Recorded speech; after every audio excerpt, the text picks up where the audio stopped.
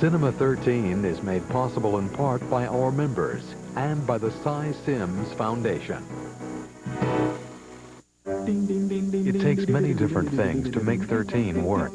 Talent, creativity, dedication. At Sims, we're how a popular high-tech game is being used to diagnose a common learning disability among children. And we'll see why some phone cards are better than others when it comes to saving money on long-distance calls. Plus, she's home from the hospital. That grandmother who was trapped for 3 terrifying days in a car, suspended just inches above a swamp full of alligators and snakes. We'll have her story coming up. But we begin this morning with that crippled Russian submarine, and Russian television now reporting that divers believe they have located one of the crew aboard the vessel, but they do not know whether that crew member is alive or dead. NBC's Dana Lewis is in Moscow with the very latest this morning. Good morning to you, Dana.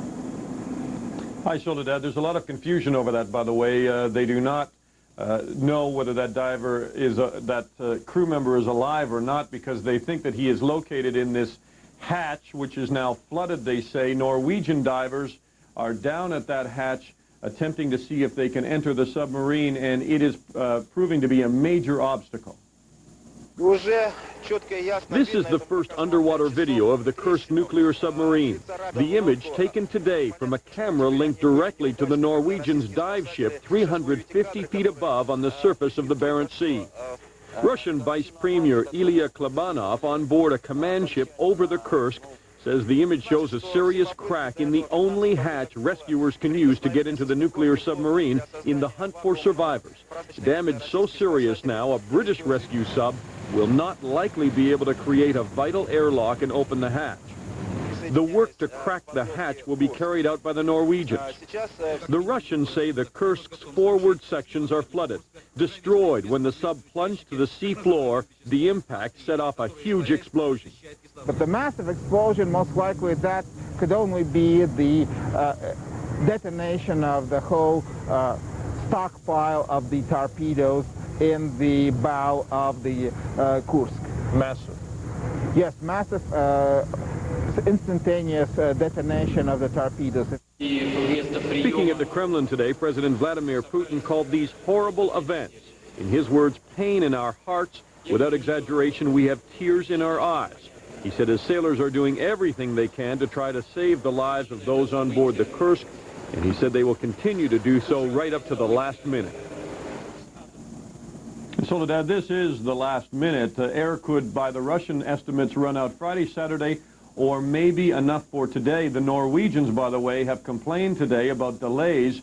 They even had to go to the head of the Northern Fleet and complain that things weren't moving quickly enough. Soledad? NBC's Dana Lewis joining us this morning from Moscow. Thanks very much for that update. Well, turning now to Atlanta to talk about the Russian sub-crisis, MSNBC's military analyst Ken Allard. Ken, nice to see you. Thanks for joining us. Yeah, good morning, Soledad. We just heard from Dana Lewis that there are some people who are still holding out hope for at least one crew member, but obviously as the time goes by, the chances of survival dim. The Russians say that many of the people on board that sub would have died in the very first few minutes. How likely do you think that scenario is? So that seems probably to be the most likely scenario, and those may very well have been the lucky ones.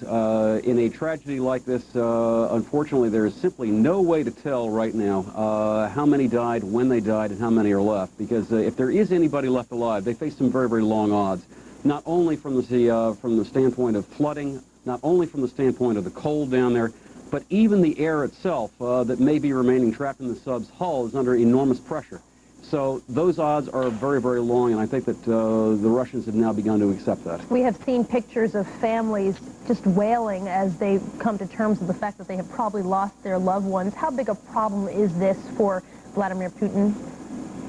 Well, because there are 3 aspects to this, and one of the major ones is the political fallout that comes from this, because the fact that there's now a whole new generation of Russians that have come of age politically during the reforms of the last 10 years. And they suddenly find that their government is acting very, very much as if it were in the old Soviet model. Putin's reaction to this has been extraordinarily inept, and it is likely to have a latent effect. At the very, very least, the honeymoon is over, but right now I think that more than anything else, the focus is on the tragedy of those families, and properly so. We've heard this morning from Dana that the Norwegian crew members who are trying to assist are complaining about delays. Putin has said that he was willing all along to take international help. Many people are contradicting that. What do you think is the fallout from that? Well, I think probably what that does is it shows the latent degree of secrecy, the latent degree of bureaucratic ineptitude that has really kind of characterized not only the current Russian military, but it's a very traditional military structure that has been in place there. Very reluctant to seek outside assistance, very reluctant to admit a failure. It reminded me of nothing so much as the reluctance initially to come to terms with Chernobyl. And I think that's going to be one of the other aspects of this continuing fallout. As I said, I think that Putin's honeymoon is over. Don't forget, he's former KGB, and that's not really the most open kind of organization. So I think that in this case, his political instincts may have deserted him. Some have said that the explosion was most likely a detonation of the torpedoes. Obviously, until they pull the sub out or figure out how to actually examine it, it's going to be hard to know. But what do you think is a likely scenario of what happened? Well, there's some interesting speculation that the submarine may even have hit a World War II mine. I mean, that's off the approaches to Murmansk, which is one of the sites of the great naval battles of World War II. And it's interesting that if it hit a mine, it would also explain the secondary explosion, which is apparently what happened when the sub actually hit the bottom of the ocean and may very well have detonated one or more of the torpedoes forward. It's very clear, though, that more than anything else, it explains the catastrophic damage of that submarine on the bottom, and it may very well show that a rescue attempt was nothing more in the last analysis than simple salvage, tragically. Ken Allard, thanks for joining us. Certainly appreciate your analysis on that. Well, a natural gas pipeline has exploded. It happened yesterday near Carlsbad, New Mexico. These pictures show just exactly how huge the blast was. It took a huge human toll, killing 10 people on a family camping trip, 5 of them children. 2 survivors were hospitalized with severe burns. NBC's Larry Weidman is live in Carlsbad for us this morning with the very latest on that. Good morning to you, Larry. Good morning, Soledad. A dozen people from 3 extended families were trapped by a huge fireball when that natural gas pipeline sprang a leak of some kind and then found an ignition source. The fireball was seen as far away as Carlsbad, nearly 30 miles. The 12 people, 6 of them were killed almost instantly, apparently by the intense fire. The crater created by the explosion, 80 feet by 50 feet wide and 20 feet deep. Buried under the ground about 8 to 10 feet, a 30-inch natural gas pipeline which delivers natural gas to power plants throughout the West. When rescuers arrived, they were held up for more than half an hour until the gas could be turned off and that fireball extinguished. By then, as I say, 6 were dead, 6 others badly injured. They were found wading in the Pecos River about a half-mile downstream from the explosion, apparently having tried to get away from the fire and douse the flames. Unfortunately, although all were taken to hospitals, 4 of those people have died. Only 2 survivors, 2 adults, still remain in the hospital, both in critical condition. They're hospitalized in a burn unit in Lubbock, Texas. Investigators from the National Transportation Safety Board and the El Paso Energy Company are now combing the debris field and the crater, looking for the cause of the original leak and the source of the ignition. The Highway Patrol in New Mexico has completed its investigation at the scene, and now it feels they have found all of the victims. Soledad? This pipeline runs several hundred miles. As you say, it's some 8 to 16 feet under the ground at some points, coming up as it goes across the Pecos River. Was this a normal thing for people to be camping around a pipeline? Well, it's an unusual situation. There's good access to the river there. It's not really an official campground. And in some respects, the pipeline contributed to drawing people to that scene because, as you mentioned, it goes over the Pecos River in a bridge. That provides some shade on the riverbank. And apparently, it's a common occurrence that people will come and camp around that pipeline as it goes over the bridge. But in this case, the actual explosion was several hundred yards away, 500 feet away from the bridge. So the investigators initially, at least, do not think that there was any damage inflicted on the pipeline bridge that may have set off this explosion. But until they actually get it fully investigated, we won't know what set off the explosion. NBC's Larry Weidman, thank you for that update, Larry. Well, turning now to some encouraging news about John McCain's battle with skin cancer. His doctors say he could be released from a Phoenix hospital as early as tomorrow. The Arizona senator had cancerous growths removed from his temple and his arm yesterday. NBC's Ann Thompson has the latest on that. Good morning. Doctors at the Mayo Clinic Hospital in Phoenix say John McCain is doing very well following surgery to remove 2 melanomas. The surgery took 5.5 hours, with most of the time devoted to the melanoma on the left side of McCain's face near his temple. Doctors removed that cancerous spot, as well as some lymph nodes from his face and neck. The preliminary report on the lymph nodes, including the first draining lymph node, the so-called sentinel node, was clear without any evidence of melanoma cells. However, it will take several days to fully evaluate the removed surgical tissue. Dr. Eckstein says the surgery went exactly as predicted, and he is very optimistic about McCain's prognosis. McCain's wife, Cindy, obviously relieved, called the doctor's report wonderful. I stand here before you right now to tell you that all of my prayers have been answered. My husband is in wonderful shape. As for the senator, he will be in the hospital another day or two. His spirits are said to be good. In fact, he was cracking jokes, telling his doctor, "Call Trent Lott. I know he'll be on pins and needles." Again, Senator John McCain is doing very well following surgery to remove melanomas, and the preliminary indications are that the melanoma on the side of his face did not go into his lymph nodes. Now back to you. And that was NBC's Ann Thompson reporting. Well, George W. Bush, meantime, is taking a rare day off today. The Texas governor will resume his presidential campaign tomorrow with scheduled stops in Milwaukee and Des Moines, Iowa. Both events will focus on education, an issue that Bush has made a focal point of his campaign. This comes as a new round of Bush campaign ads begin to air in 21 states today. Democratic challenger Al Gore will again spend the day on the mighty Mississippi. Today is the third day of his 4-day campaign tour aboard the Mark Twain riverboat. He'll make some scheduled stops in Moline, Illinois, and also in 3 Iowa cities. Gore will then be rejoined by his running mate Joe Lieberman, who was observing the Jewish Sabbath yesterday. Meantime, a Newsweek poll shows Gore now leading Bush 48 to 42%. That's a big reversal of Bush's double-digit lead just a few weeks ago.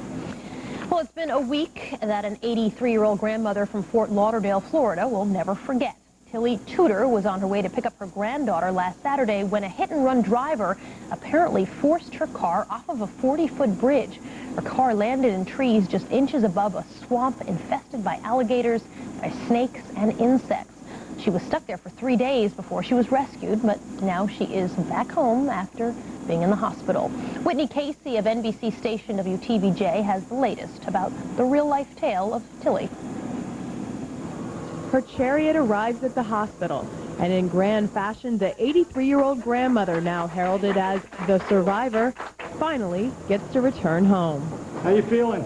Fine, thank you.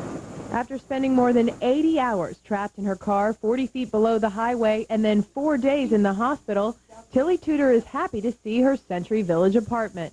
Her nightly card game awaits along with her self-proclaimed extended family. We're like family, you could say. We have a club called the Golden Girls. The Golden Girls will finally have their 4th member back. But that's, of course, if they can catch up with her. Always she's on the go. She doesn't like to sit. She's bored if she sits. Tilly will certainly not be bored. Her miraculous survival story made national headlines. Tilly Tudor is alive tonight. What made your car go into the swamp? Rumors of calls from Leno and Rosie have circulated, but for now, the quick-witted Brooklyn-born grandmother says she's just happy to finally be home. The rest of my life, I'm going to enjoy today, every minute of my life.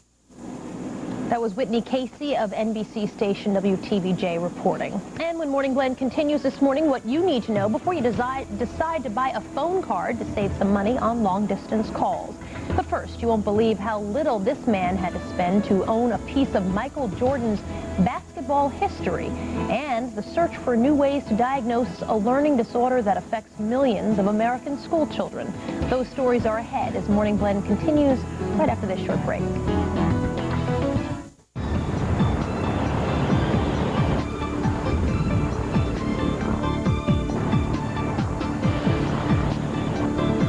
chasers. Why do they do it? And what have we learned from them? MSNBC investigates Storm Chasers, Tuesday 8 Eastern, only on MSNBC. Repeat. It is wet. No, it's very, very slippery. The wet tire's ready. The wet tire's ready. Be careful. Last left, last left. Now I think the checkered flag is out and it's been caught by this side. Comes in, don't hold on, they come across the line. And the cheers from the Audi squad. Bindo Capello holds it off. Allen and Beavis on high by his mechanic. Ryan.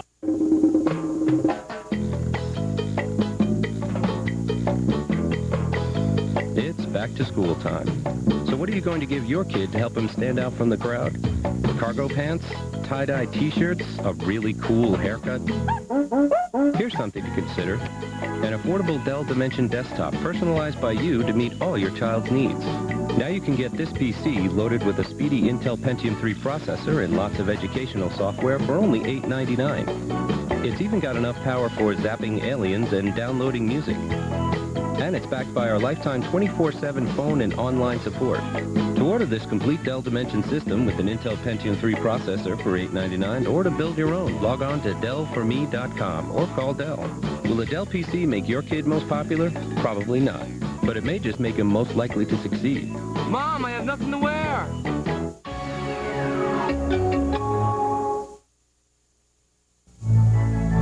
1 after. Weather. 11 after. Weather on the ones. 21 after. Weather reports every 10 minutes. 31 after. On the ones. 41 after. On Channel 1. 51 after. On New York 1. New York 1. Weather on the ones. New York 1. The only local news worth watching.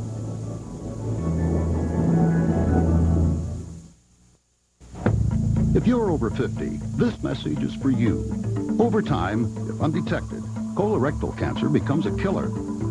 But screening tests can find it early when treatment is most effective. Even better, this is one cancer you can prevent. Screening finds precancerous polyps that can be removed before they turn into colorectal cancer. So stop this disease in its tracks. Medicare and many insurance plans help pay for screening. See your doctor and screen for life.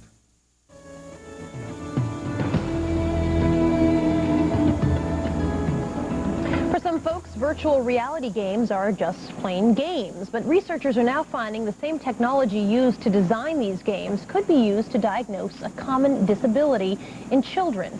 NBC's Dan Lothian has this report. A young girl in a virtual world. Ostrich? Ostrich, yeah. Not a game, but a demonstration of technology that could one day help young children dealing with a real-life problem, attention deficit and hyperactivity disorder, or ADHD. What the virtual environment would allow us to do is have a better diagnostic of a real-world situation. The same technology already being used at the University of Southern California. 1, 2, 3, 4. Where work with virtual reality is helping detect Alzheimer's at an early stage. Now, testing for a possible ADHD breakthrough. It's not being called the magic bullet, but one more tool to help diagnose and treat a disorder with symptoms of hyperactivity and inattentiveness, which affects almost 4 million children. Until now, more conventional methods used, tests on paper and observation sessions. Often the diagnosis is difficult and debatable, adding to the controversy. Some of the symptoms associated with ADHD are part of the child's normal development at earlier ages. And there are questions about treatment. Over 2 million children are treated with powerful psychiatric drugs such as Ritalin, Clonidine, even Prozac. Many worry that medicating children is becoming too routine. Now, therapy using virtual reality is moving to the cutting edge. That's what really drives these researchers. It's the excitement that comes from being able to apply non-medical tools to solve medical problems.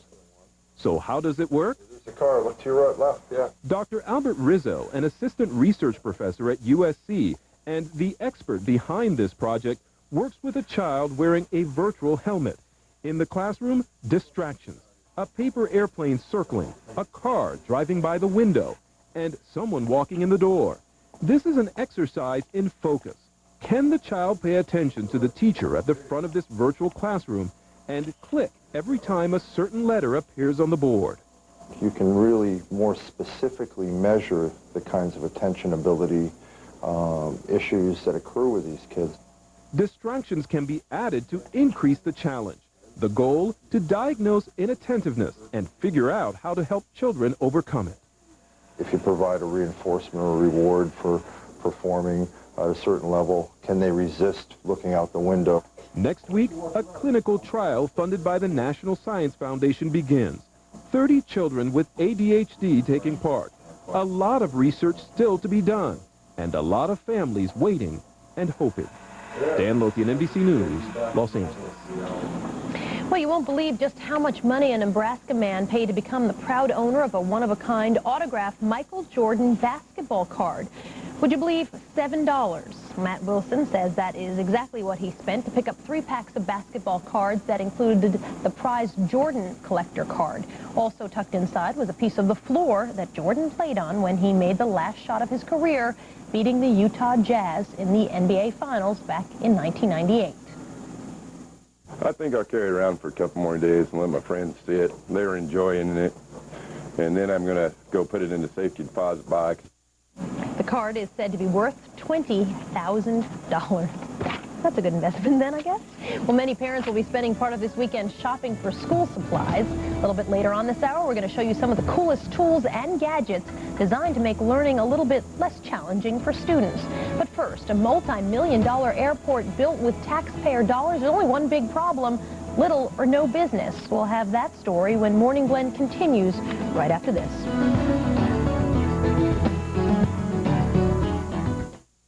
Brought her fame and fortune. Will personal turmoil strip it all away? Inside the turbulent life of Whitney Houston, Headliners and Legends. Tonight, 7 Eastern on MSNBC. The canvas is the human body, symbols of ritual and rebellion etched on living skin. Now, shedding its dark reputation, the tattoo is finding new life and unprecedented popularity. Just what is this fascination? Are cultural values changing the way we view the human body? A new look at an ancient art. MSNBC investigates. Tattoo, Skin Deep. Tonight, 9 Eastern on MSNBC.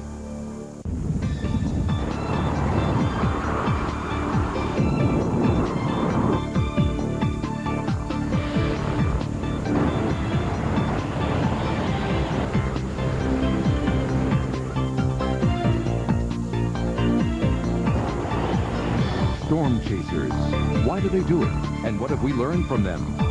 MSNBC investigates. Storm chasers. Tuesday, 8 Eastern, only on MSNBC.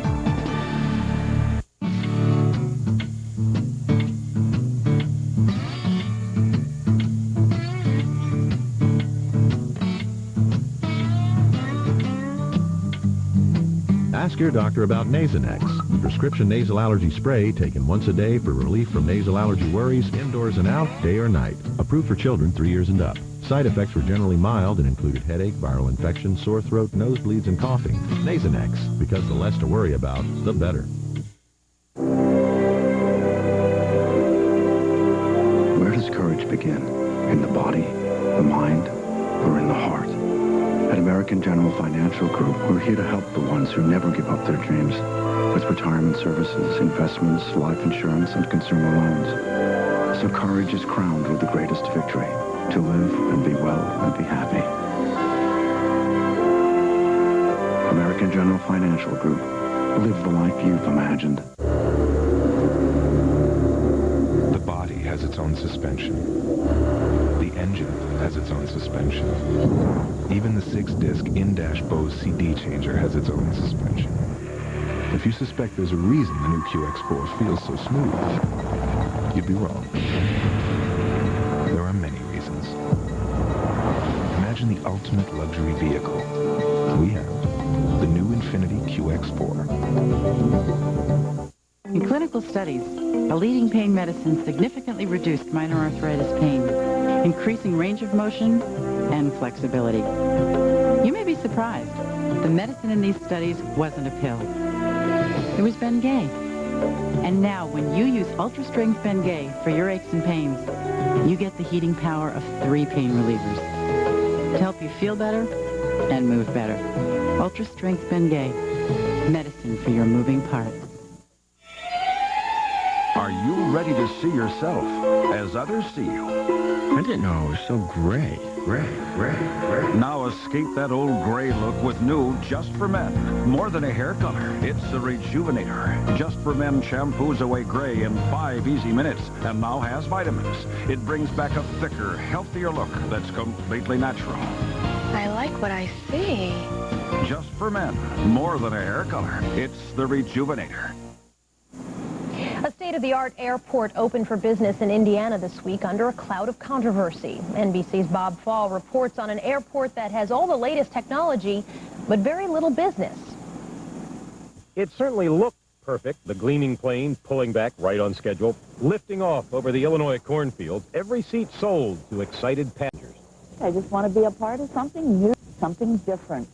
This morning, the first commercial flight from Mid-America Airport in Muscuda, Illinois, bound for Gary. Pan American Airways announces the That's right, Gary, Indiana, from a facility which local officials insist is a bold commitment to the future, but which critics say is nothing more than a white elephant. This is an airport that was built again so the politicians could spend some money. Spend it, they did. $312 million, as we last told you in May 1999 in a Fleecing of America report. 2/3 of it shelled out by American taxpayers for a state-of-the-art terminal with no airlines, no cargo service, and until today, no commercial passengers. Just wait, boosters argue. The best is yet to come. Our master plan says that within about 5 years, we'll have around 500,000 passengers. No way, say critics, pointing out that the big carriers, American, Delta, TWA, even delivery service DHL, have chosen not to locate here. Only a fledgling new Pan Am has. We're a little tiny grain of sand, and our job is to find that market niche and to fill it. This is a perfect opportunity for us. Opened just over a year ago to relieve congestion at Lambert Field in St. Louis, 40 miles away, Mid-America has been used by private aircraft and occasional military planes from nearby Scott Air Force Base. Still, airport advocates insist this is not some Xanadu in the pasture. We have full expectations that as each day goes on, we'll become busier and busier. Critics, however, don't see how and complain the only thing that's going to take off here is the taxpayer's burden. This thing has to be kept up. This thing has to be modified like all airports do. So it's going to be a drain for some time to come. If you build it, they will come, the movie said. Maybe in that other cornfield. Not this one. Not yet. Bob Paul, NBC News, Muscuda, Illinois. And still ahead this morning on Morning Blend, hope has all but faded for the families of the 118 sailors trapped on that stranded Russian sub. We'll have the latest on rescue efforts up next. And then thousands of wild horses left without food or water out west. We'll show you what's being done to try to save these beautiful animals.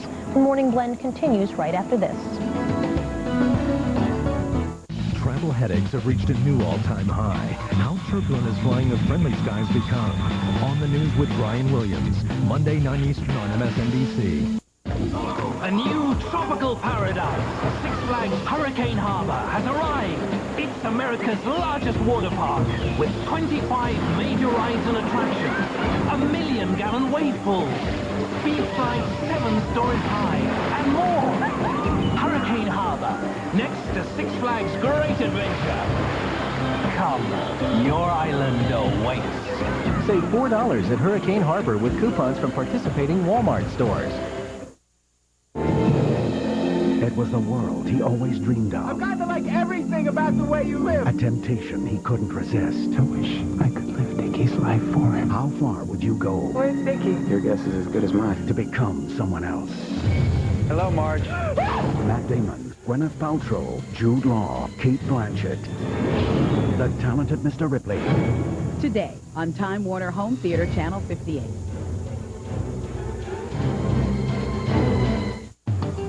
For the first first time, divers have reached that crippled Russian submarine, finding a badly damaged escape hatch and no signs of life. Welcome back, everybody. I'm Soledad O'Brien. Ahead in this half hour of Morning Blend, we're going to show you some of the coolest back-to-school supplies for any of the students in your family. Plus, we'll take a look at how the government and animal lovers are working together to try to save wild horses out west. But we begin with our top story this morning. More than a week has passed since that Russian submarine sank to the bottom of the Barents Sea, but it has seemed like an eternity, obviously, for the family of crew members. NBC's Ron Allen is in Murmansk, Russia, where family members have gathered. Ron? Soledad, rescue teams from Norway and Great Britain are now on the scene, and they've been making some progress out there. They first lowered a robotic camera down to inspect the damage to the submarine, and they found that it's significant. There are now divers down there trying to open up one of the escape hatches on the submarine. There's a report that those divers may have found the body of a crewman in a passageway leading to that hatch, the escape hatch. The escape he was apparently trying to escape what's now believed to be a mass grave at the bottom of the sea. The fate of the submarine crew hits especially hard in the northern port towns, where just about everyone has something to do with the Navy. I know them. I work on a Navy base, she says. I cook for them every day. Top Russian officials announced on television the course 118-man crew is almost surely lost at sea. It is the worst disaster that I as a sailor have known in the history of the submarine fleet, he says. Naval investigators believe most of the crew died in the first 2 to 3 minutes after the still unexplained accident. Now, the international rescue mission, reluctantly accepted by the Russians, begins with the faintest hope of finding survivors. It may be that it's simply an impossible task, but we're going to keep going until we know there's nothing more we can do. The Russians insist the rescue will continue until the end.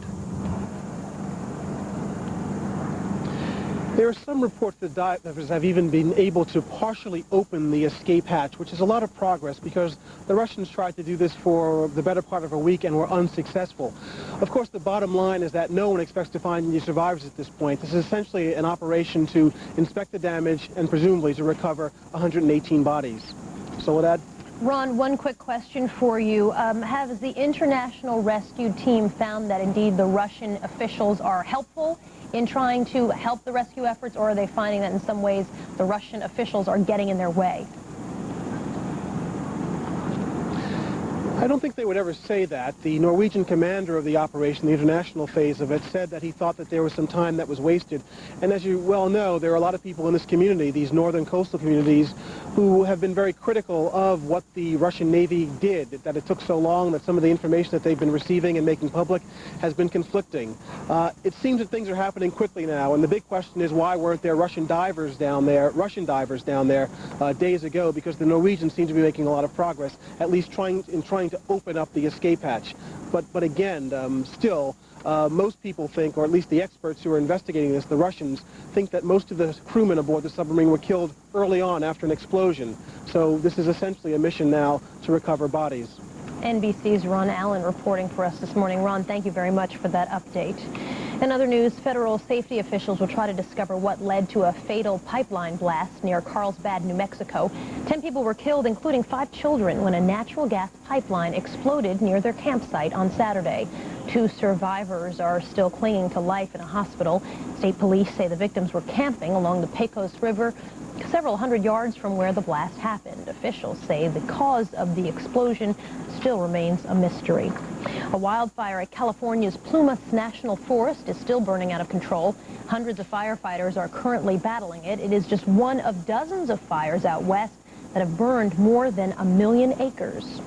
A 13-year-old boy from Merritt Island, Florida, has become the state's 20th shark bite victim. He was surfing off the coast of Satellite Beach yesterday when he was attacked. Jim DeLeonardo, a tourist, was on the beach when he heard the boy's cries for help. Pulled him out of the water, and his foot was just full of blood. I mean, and it was really ripped up really bad. It didn't look good. The victim suffered more than 5 puncture wounds and cuts on his right foot, some of them all the way to the bone. At least 18 people are dead and dozens more injured after a train accident in Kenya. Authorities there say 9 runaway wagons, some of them carrying liquefied gas, crashed and exploded at a station near the capital of Nairobi last night. All but 2 of the victims were in houses near the station. The cause of the crash is under investigation today. And for the first time in 50 million years, if you visit the North Pole, you'll see something extraordinary. Water. The New York Times reports that the thick ice that covers the Arctic Ocean at the North Pole has melted, leaving a mile-wide stretch of water at the top of the world. Well, at least for the time being. While the experts debate the cause, some say it could be the result of global warming. Pope John Paul II has closed this year's World Youth Day by setting the stage for the next one 2 years from now in Canada. Speaking to a crowd of 2 million young people outside of Rome, the Pope announced the next Youth Day would be held in Toronto. The 80-year-old pontiff appeared in good health during the festivities all week. He urged young people to go throughout the world and spread peace. Well, a child custody dispute in Indiana has become a kidnapping case with international overtones. NBC's John Palmer has this report. The FBI and immigration officials at international airports and border crossings are on the lookout for Abdullah Abdul Aziz Al-Arifi, who disappeared with his children earlier this week. The house where they had been visiting him was deserted when police searched it last Wednesday.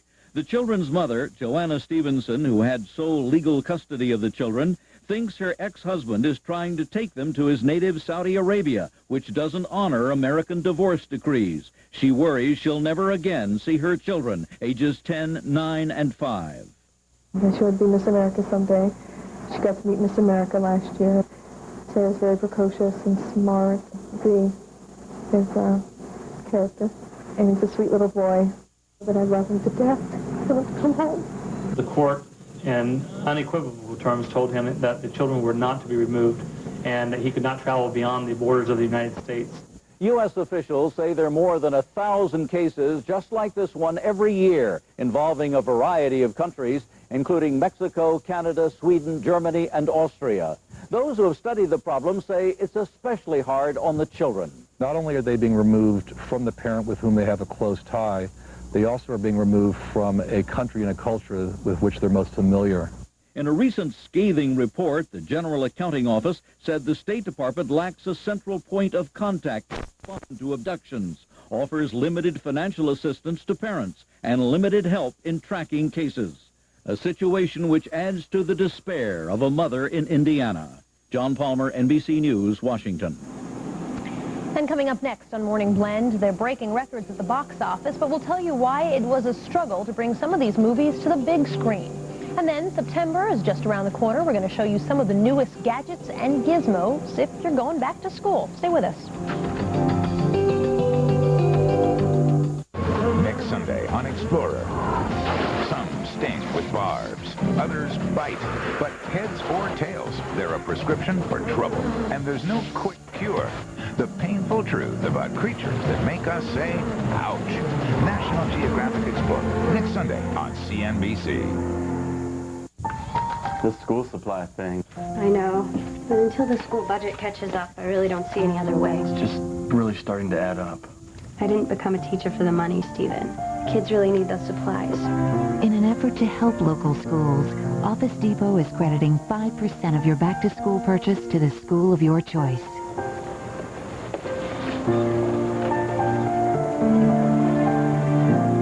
Office Depot, helping schools take care of business.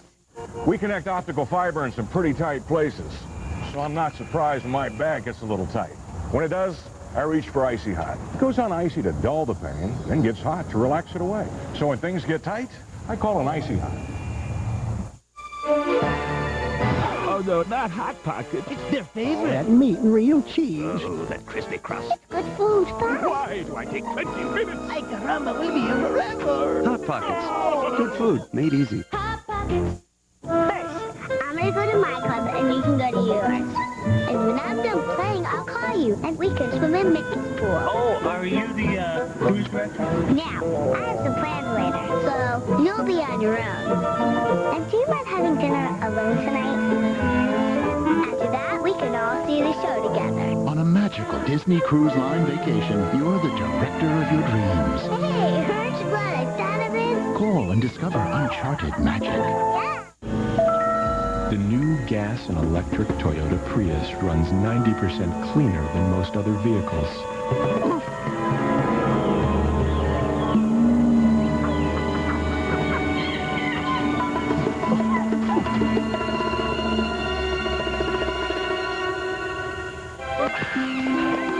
Obviously, nature approves.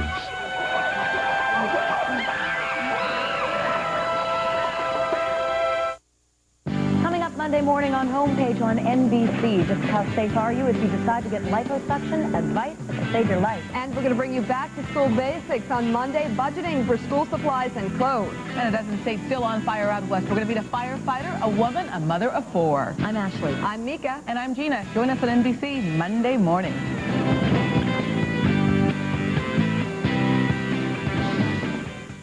Oh, I've been waiting for this all year. You are gone from this precinct. Gone. For what?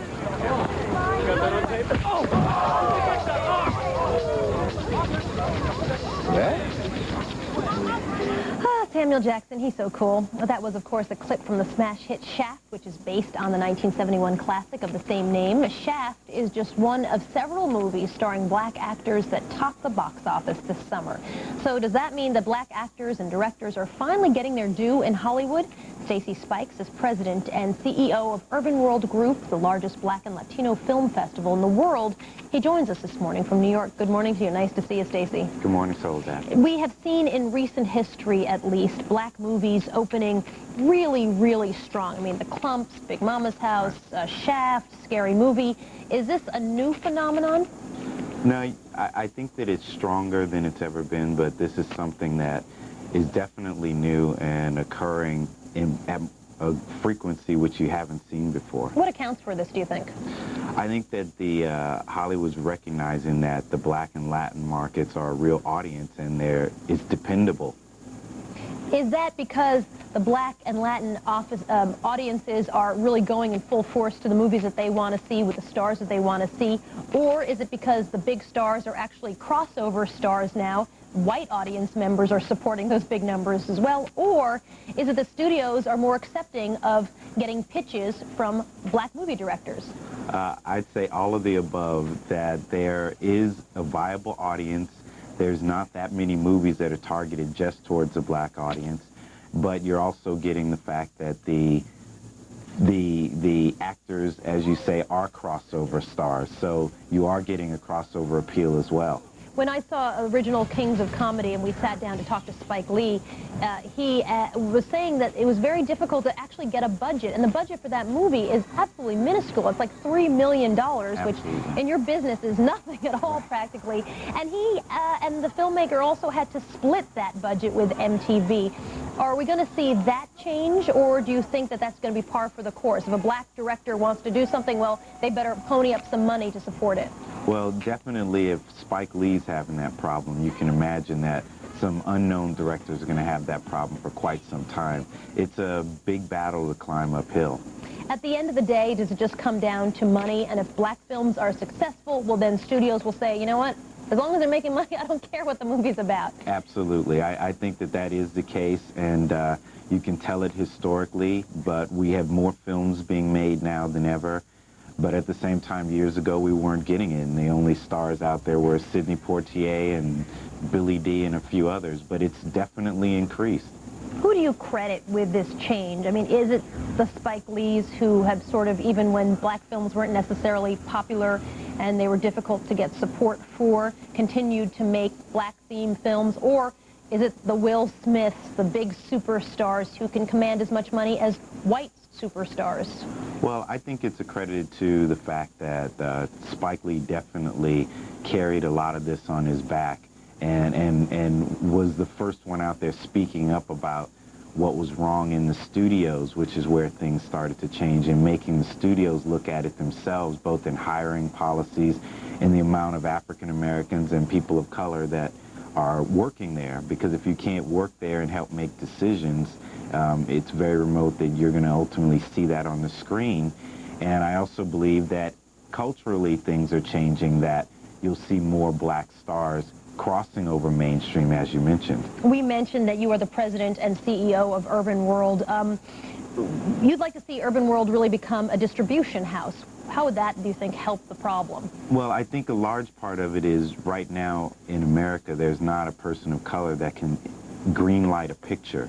And if you can green light these projects and make them financially viable, they'll work themselves. And the studios are starting to recognize it, and I think that there's a great opportunity there, and we hope to capitalize on that. Stacey Spikes, we wish you the best of luck with that as well. Thanks for joining us. Thank you so for that. And coming up this morning on Morning Blend, it is time to hit the books again for millions of students across the country. Up next, we'll have some of the coolest stuff to stuff into your backpack.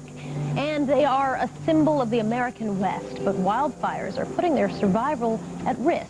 What's the government doing to try to save America's wild horses? We'll have their story just ahead.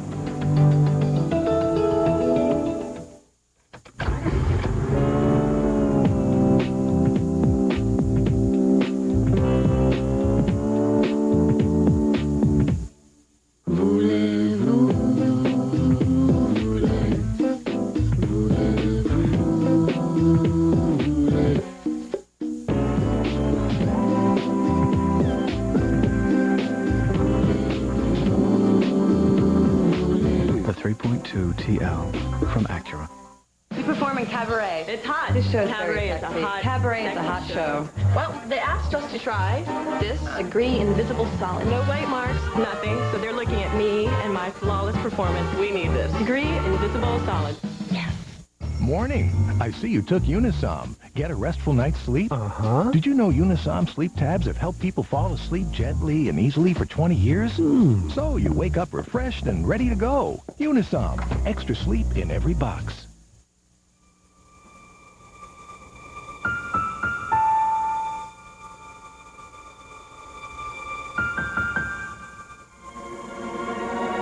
For everything she's been, everything she is, and everything you'll be together.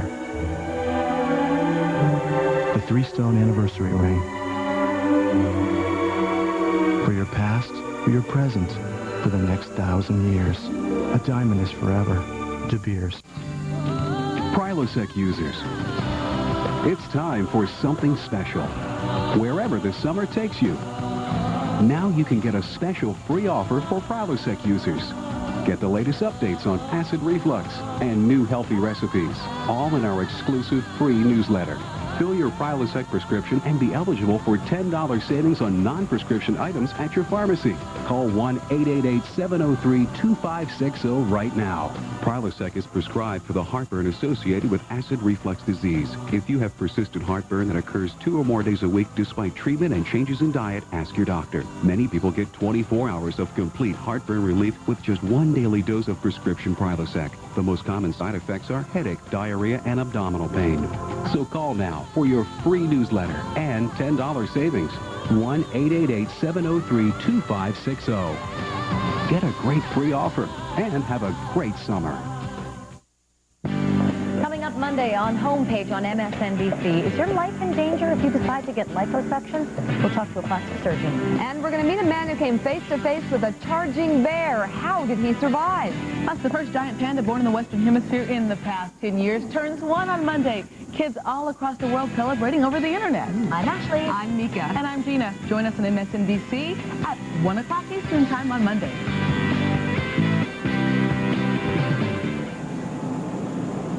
Well, for parents out there, school days are just around the corner, and in these times, children mean a lot more than pencils and tablets just to stay ahead of the game. Joining us this morning with some incredibly cool gadgets for kids this year, Dick DeBartolo. He is also known as the Gizmo Guy. Gizwiz. The Gizwiz. Thanks for joining us this morning. Oh, you're welcome. You know, when you and I went to school, we had to decide whether we want, right, either ruled book or a plain paper book. Number 2 pencils is the only thing they really insisted on. Kids today are so lucky. This is amazing. This is from Casio. It's called the FIA, F-I-V-A. This is the world's smallest, lightest computer that runs Windows 98. You know what? Yeah, what I'm going to do is I'm going to unhook the little... Now pick that... Wow, is that light. Amazing? You could really just throw this in your handbag. Absolutely. Runs 233 megahertz, 6 gigabyte hard drive, has built-in modem. Is it expensive? Really neat. It's running about $1,400. So not horrible. Not bad. Yeah.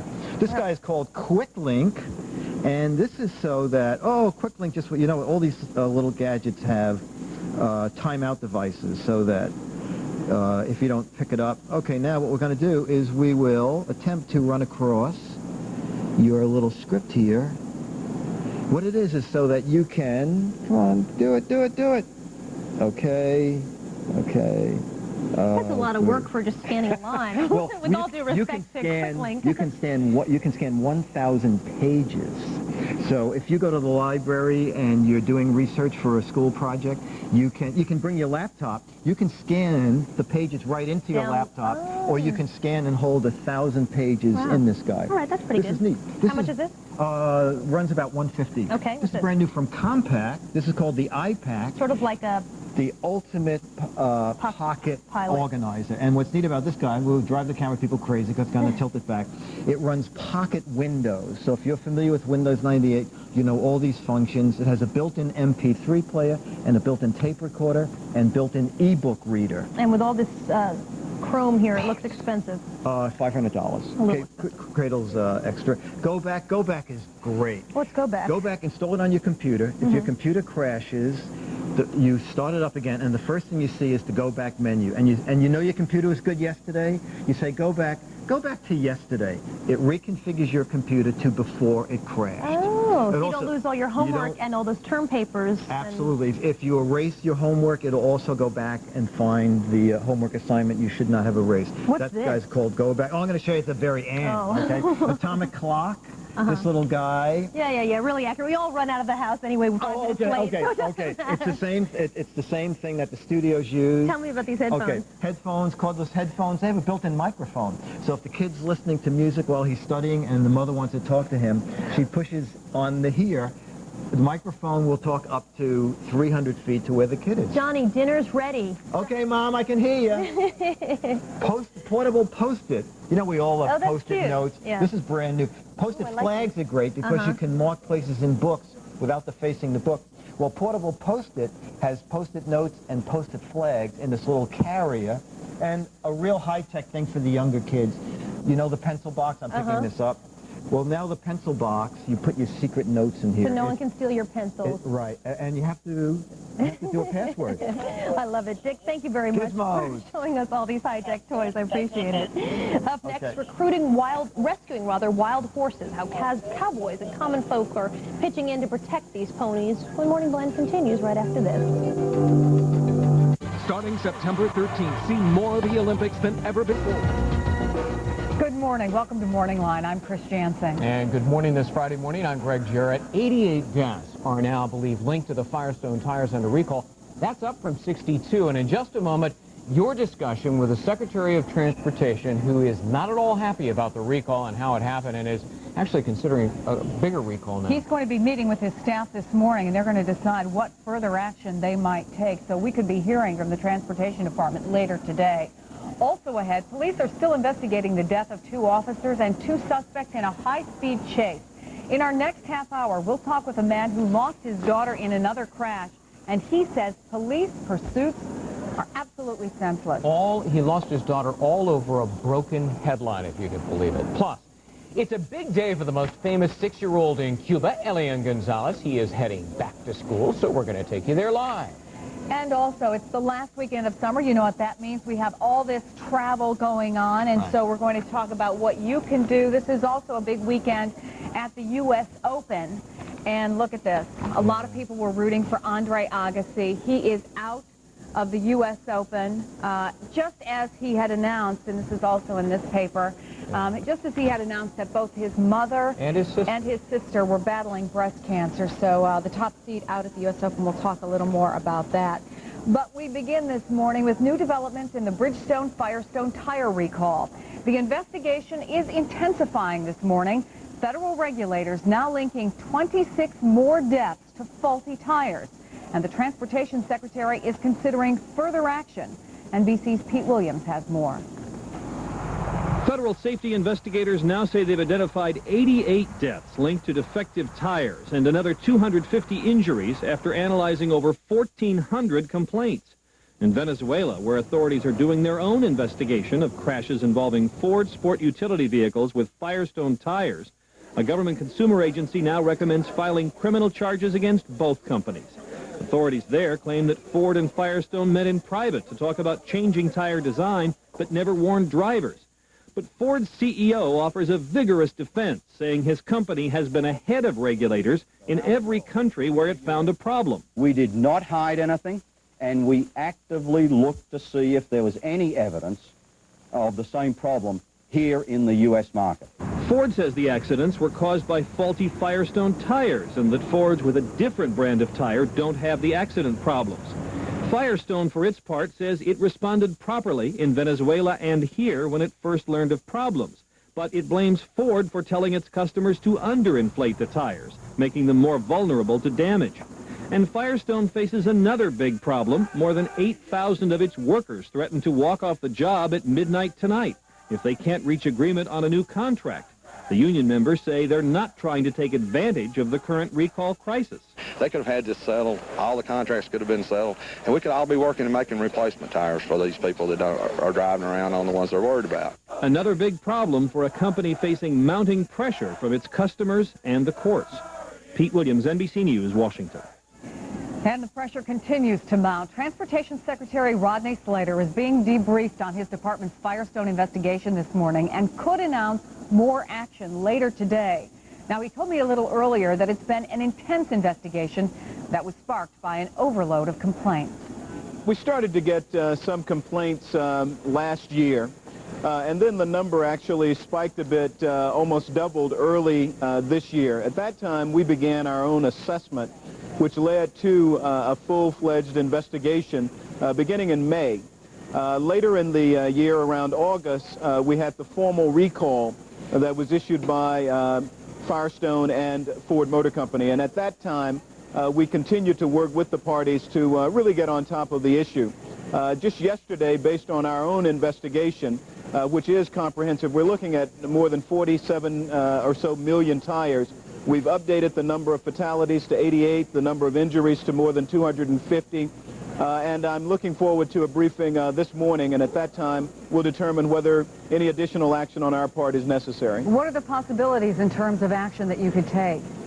Well, it ranges, and it just depends. At the end of the day, though, we want to work very closely with these companies to ensure that we're all responding to the interests of the American people. We want their travels to be safe. We have to expedite the process. I'm very pleased that the companies have moved their schedule forward where we have a much more comprehensive recall in place now.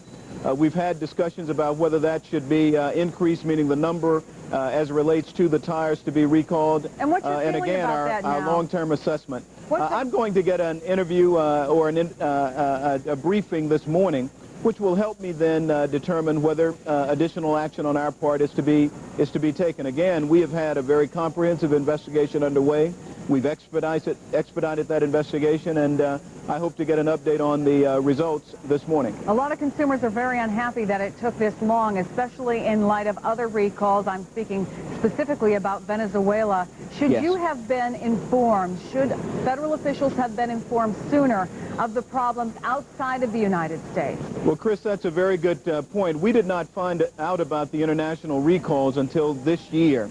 And as I've noted, clearly if we'd had that information earlier, it would have given us a better understanding of the potential magnitude of the problem. But again, I'm not pointing fingers about all of that at this time. We have a responsibility to jointly work with these two companies and to respond to the needs of the traveling public, and that's where the focus is right now. Let me make a little turn, and speaking of the traveling public, an awful lot of them are going to be on the roads this That's weekend. true. What are the prospects?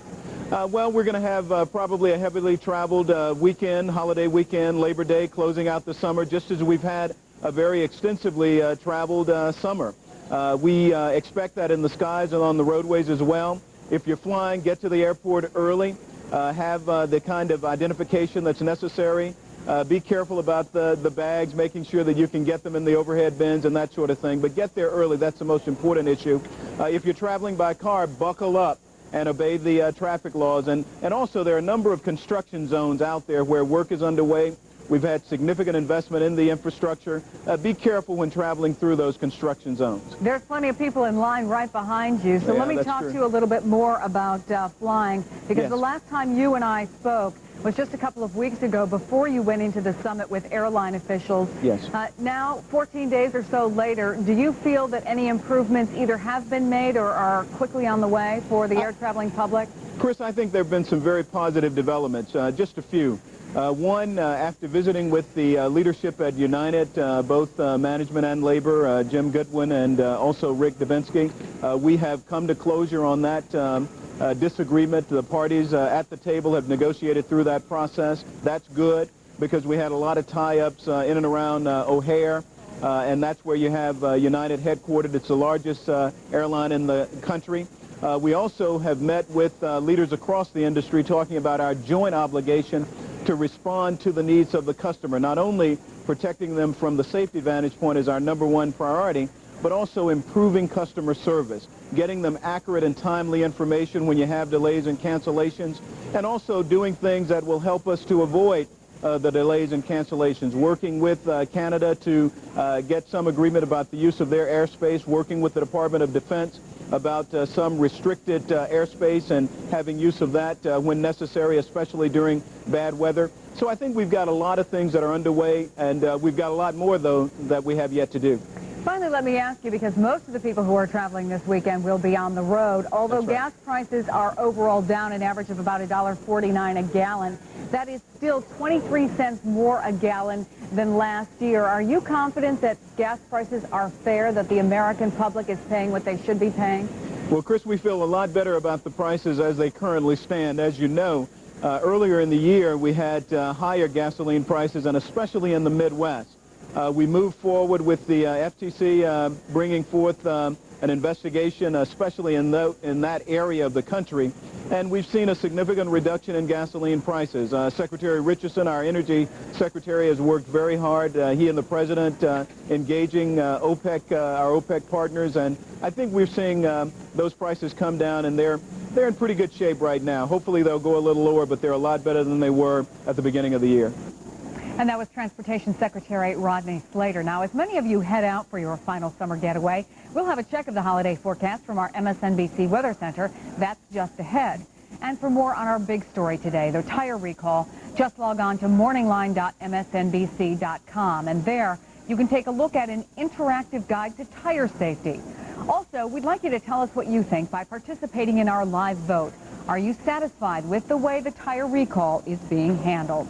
And now, at 10 after the hour, let's get a check of the day's other top stories with Greg.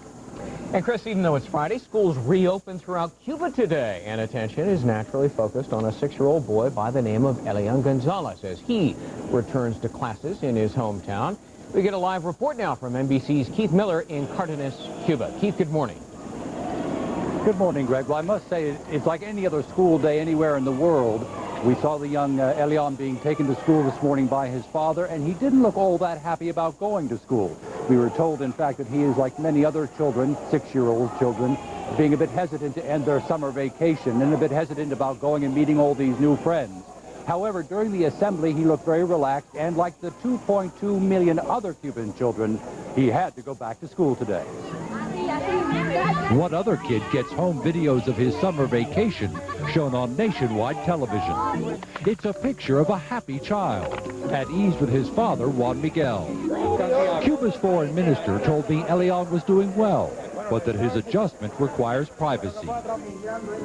Elian is no longer seen in public, but he remains Cuba's biggest celebrity, and the government has stuck to its vow not to use the boy's popularity to influence politics. There are pictures of Elian being kissed by a dolphin. He is a symbol here of family values. I believe also that he is part of our history now, and he's some kind of hero.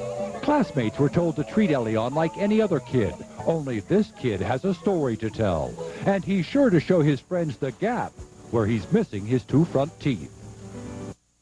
Cuba, ahora la pagará. And I think we've lost Keith Miller's audio there. He was going to tell us a bit about where he is and how Elian Gonzalez is doing and Cuban reaction. We'll hope to get that a bit later on. In other news, a preliminary report on last month's crash of an Air France Concorde provides a very chilling account of the plane's final moments. According to the 75-page transcript, the control tower at Charles de Gaulle Airport warned the crew of the Concorde that it was on fire. What follows is the crew's futile attempt to save the craft.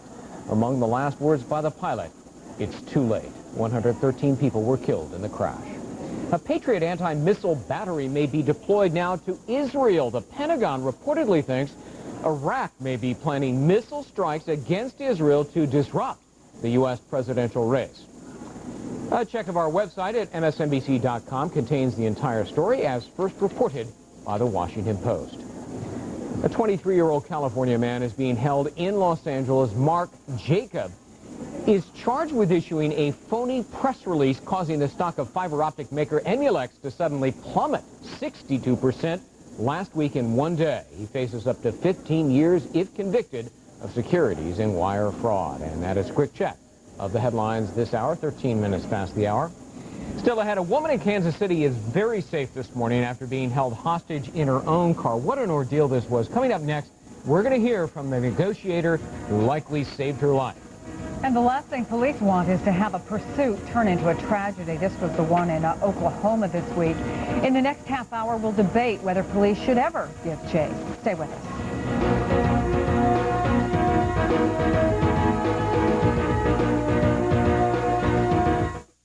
MSNBC is taking Decision 2000 on the road. Talk to real people about real issues. How do the people in Silicon Valley feel about the tech boom driving the economy in their town and country? Are you a millionaire?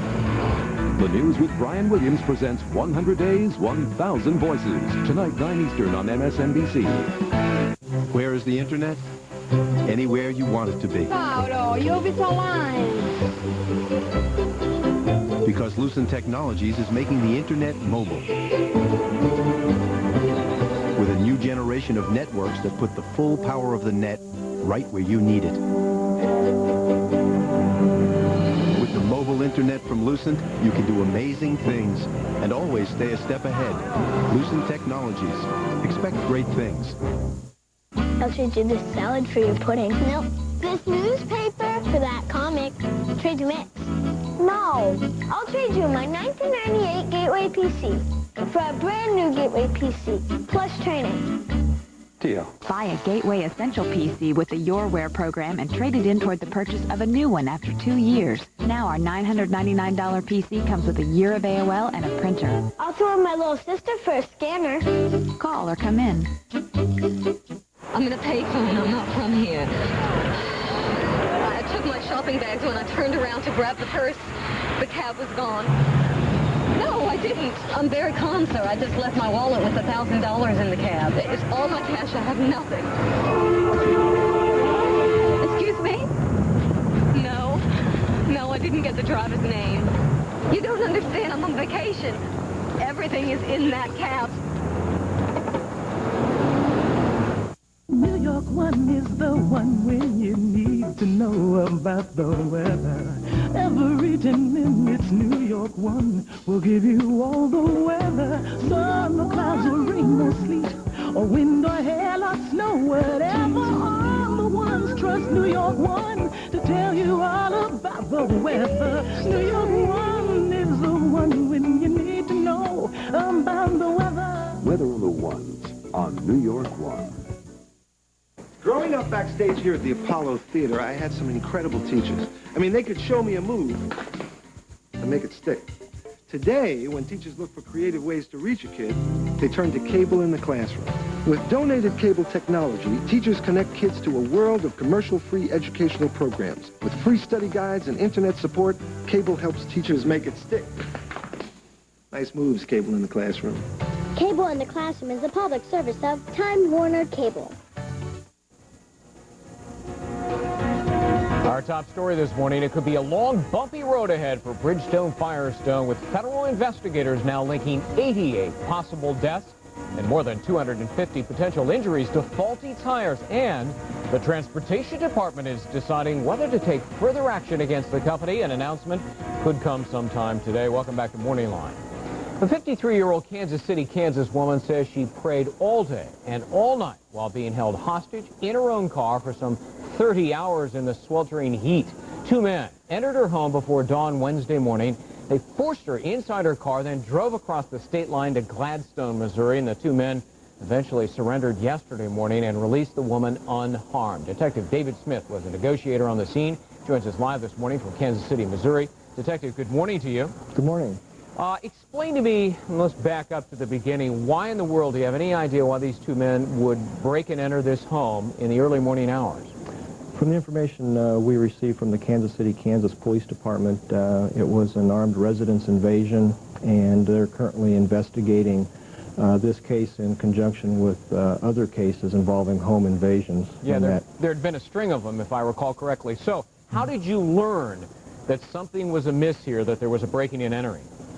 The actual location of the breaking and entering was actually in Kansas City, Kansas, and Gladstone, Missouri is a northern suburb of Kansas City, Missouri. And after the home invasion in Kansas City, Kansas went bad and they escaped and they took the hostage, there was a car chase through the metropolitan area that culminated in them being stopped in Gladstone and their vehicle disabled. Yeah, in fact, it was a three-county police chase in, what, two states, Kansas and Missouri. And then how were you able to disable the car? Did that just sort of happen on its own? In North Kansas City, Missouri, which is another city in the metropolitan area, they used stop strips across the street, which blew out the tires, and they continued driving on the rim. And by the time they got into Gladstone, Missouri, the right rear tire was completely gone and they were on a rim. There was shots fired at the pursuing police officers. They lost control of their vehicle and ended in a yard in our city. They had spray painted, these suspects had, the windows and also put up blankets so nobody could see inside. So here are the two suspects and their hostage, a 53-year-old woman. What did you do? At that point, it's rapidly evolving. There's lots of tempers and tension and violence going on. The goal of any negotiator at that point is to get everyone on a level, calm playing field so that we can open a dialogue and resolve the situation safely and calmly. How did you do that? Initially starting a dialogue with them because they're going to have wants and needs, and their initial want and need is to escape, freedom, and not be harmed. And through assurances through me, I let them know that they were not going to be harmed first of all, and we did not absolutely want the victim harmed at all either. And that opened a dialogue with them to where they have to talk to me or any of the other negotiators that were on the scene in order to achieve that goal. Well, speaking of harm, you did have, obviously, and we're looking at some of the video, SWAT team members there. Did you have a sniper positioned in a nearby home, second floor? As my understanding, there was a marksman in the home that was that the vehicle ended up in, and there were also marksmen in the vicinity in some associated shrubberies near the scene. Obviously, of paramount importance is the hostage. You knew she was in there. And these guys wanted, in addition to cigarettes and water, they wanted some alcohol, and that would have, I suppose, inflamed the situation, right? During the time I talked with them, I was the initial negotiator, and I talked with them from 5 o'clock in the morning till 2 o'clock in the afternoon. And their demands to me were water, cigarettes, and a vehicle to make good further escape in exchange for the hostage. How did you talk them out of that? I told them that I had them explain to me how they would expect us to give them a vehicle and for them to safely leave their female with us and for them to go from one vehicle to another, and then where were they going to go? I had them rationalize themselves how this was not workable. So eventually, they just sort of gave up, didn't they? Time is our friend, calming factors, and assuring that everyone is safe. Their biggest concern was they were going to be rushed by police and shot, and I let them know as long as we were talking and there was no further violence that would not happen. Detective David Smith, congratulations on diffusing a volatile situation and no doubt saving a life. Thanks for being with us. It was a great team effort. Thank you. And we'll be right back. A special television event, Shades of Progress, Shadows of Hate. An important town hall meeting, September 12th, 7 Eastern, only on MSNBC.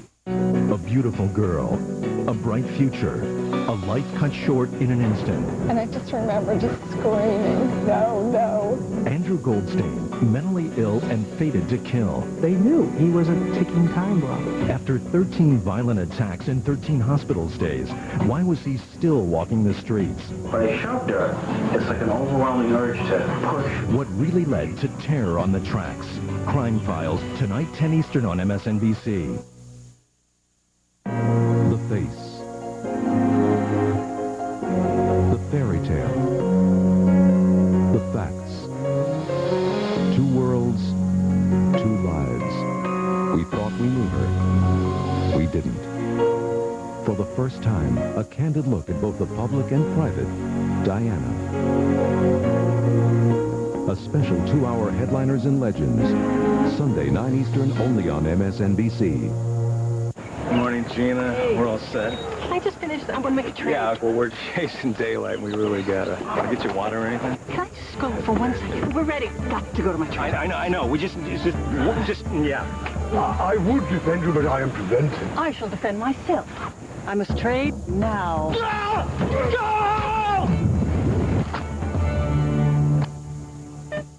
Nice shot. TV Waterhouse, member of New York Stock Exchange. Question.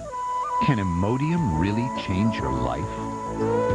Well, you might still find yourself trapped in the bathroom, pulling into every rest stop, stuck on the sidelines, or having one of those days when you just can't leave the house. Isn't it time to feel like you again?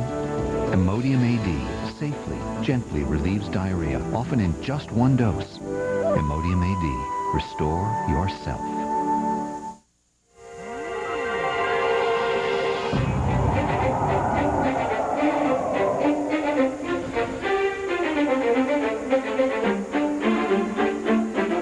Global Crossing.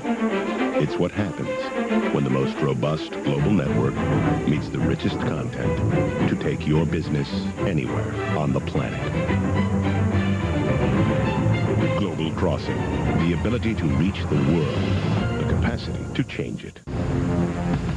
This year, the U.S. Olympic team will put the world's best to the test.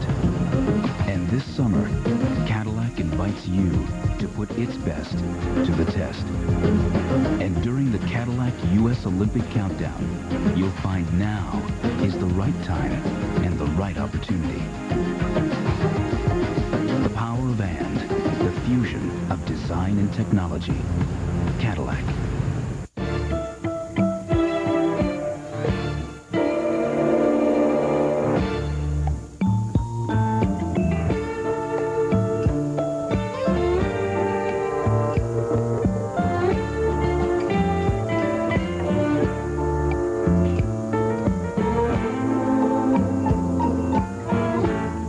September 4th, enjoy special savings on all of our collections, including Bella Sera by Thomasville.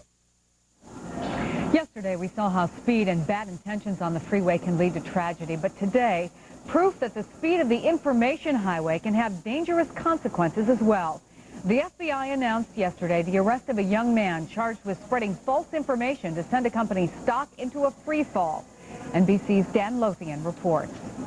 It was a trail of electronic footprints that led federal investigators to 23-year-old college student Mark Simeon Jacob, the alleged author of a phony press release that sent the shares and value of the California-based company Emulex plunging last week, allegedly netting Jacob almost $250,000 and rattling Wall Street.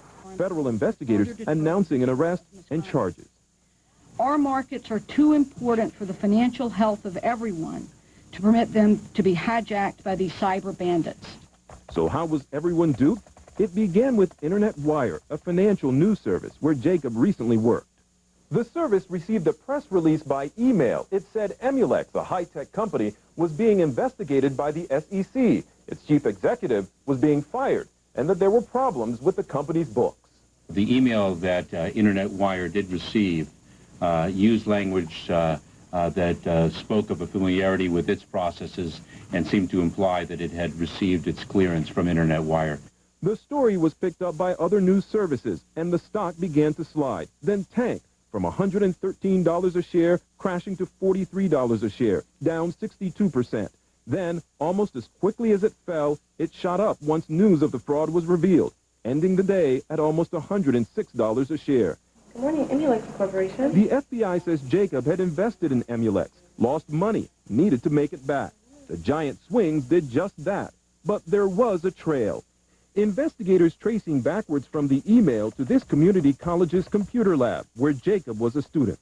We have the technology and we have the skill and ability to track those criminals down and bring them to justice. This isn't the first time investors have been duped. In the past couple of years, Bid.com, PeerGain, and Lucent Technologies, all victims. Experts say a warning to small investors in this internet age. The fast-acting markets don't give us enough time to make sure that the information is accurate, so we must be vigilant at every turn. No comment from Jacob, who's charged with securities and mail fraud, faces civil penalties, and up to 15 years behind bars if convicted. Dan Lothian, NBC News, Los Angeles. 2 high-speed police chases ended in horrific crashes. We'll take a look at the dangers of chasing suspects. Also, the top colleges as named by U.S. News and World Report. Stay with us. We'll be right back.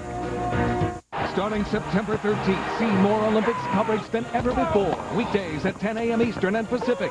Coverage begins September 13th on MSNBC.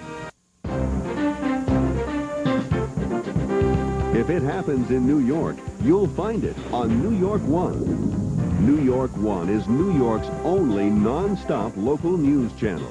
Turn us on whenever you want. For accurate weather forecasts, a quick news update, or more in-depth New York stories than you'll find anywhere else. Anytime, all the time. New York One, the only local news worth watching. You can take the boy out of the hood. Nice house. I didn't expect you to answer. But you can't take the hood. Hey. I think Carlos got jungle fever. Out of the boy. Why don't you give your auntie Sugar some sugar? New Line Cinema presents. Damn! The sequel without equal. What's that smell? Clean, fresh air. Oh, too much. Oh, damn! Next Friday. You're not related to the Jacksons, are you? I see you got the jewels. Today on Time Warner Home Theater, Channel 59. You will not be lonely if you're traveling by car this holiday weekend. More than 28 million people will be along for the ride. That's an increase over last year despite the skyrocketing gas prices. That story's next, right here on Morning Line.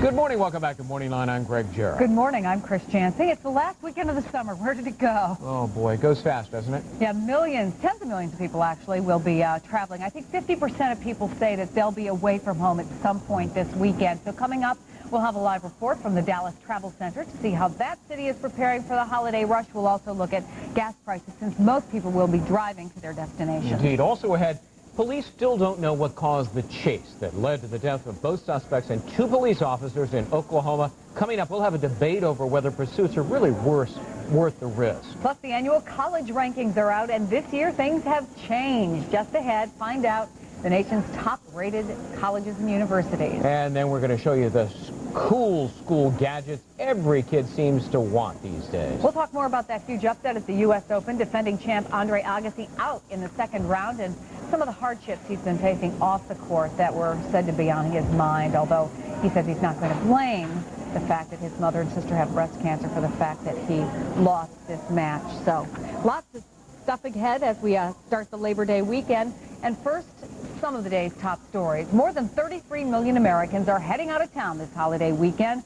28 million of them will be getting away by car, compared to just over 5 million who will be passengers on planes, buses, trains, and boats. And if you thought last year's Labor Day traffic was bad, well, expect this year's to be worse.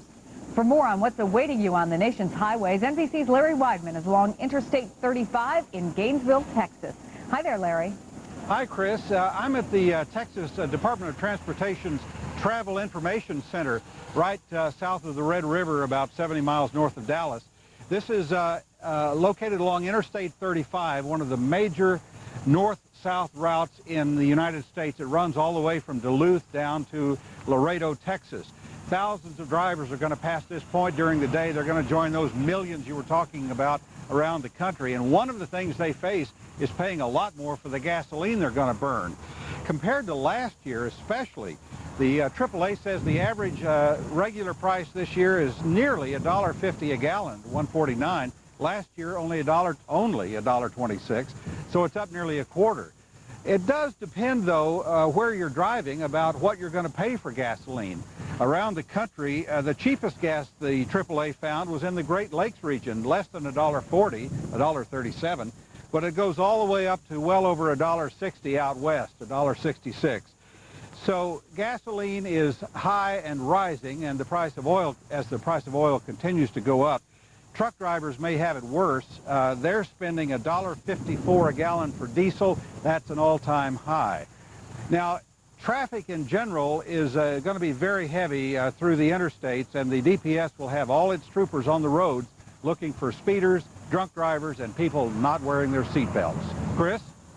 Very much. NBC's Larry Weidman reporting for us from Texas this morning.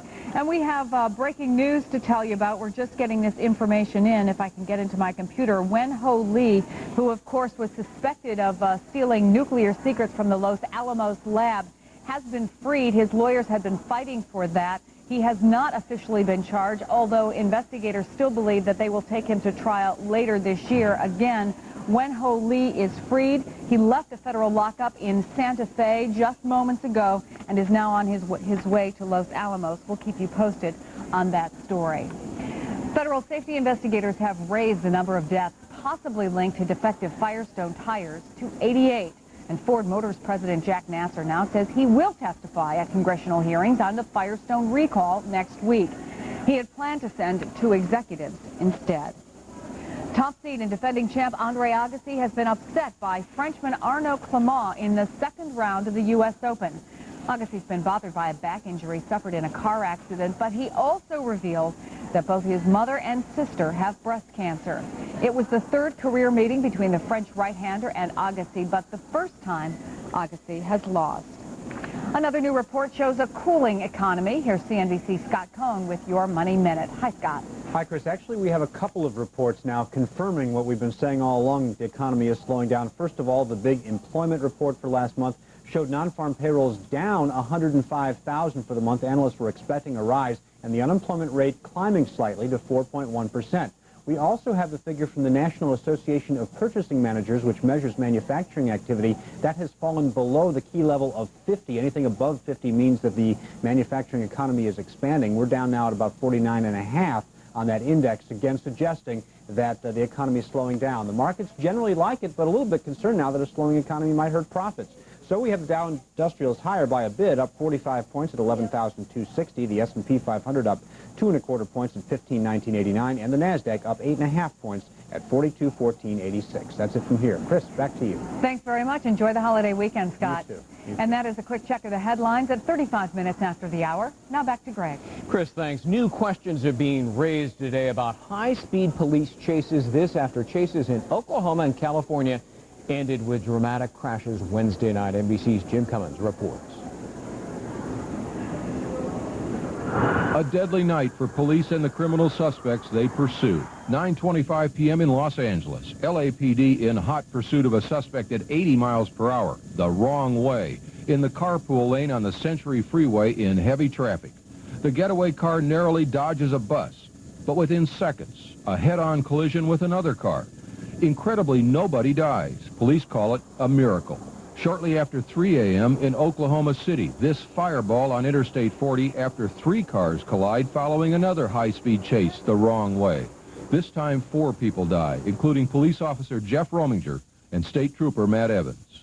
There is high danger in police chases, even though 80% of them last less than 10 minutes and 70% of them end with an arrest. A few cities are banning them, but most continue the hot pursuit of suspects.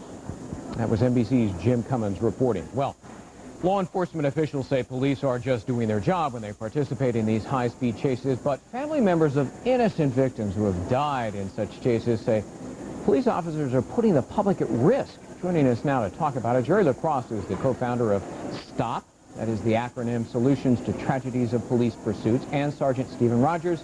from the Nutley, New Jersey Police Department. Gentlemen, good morning. Jerry, let me begin with you.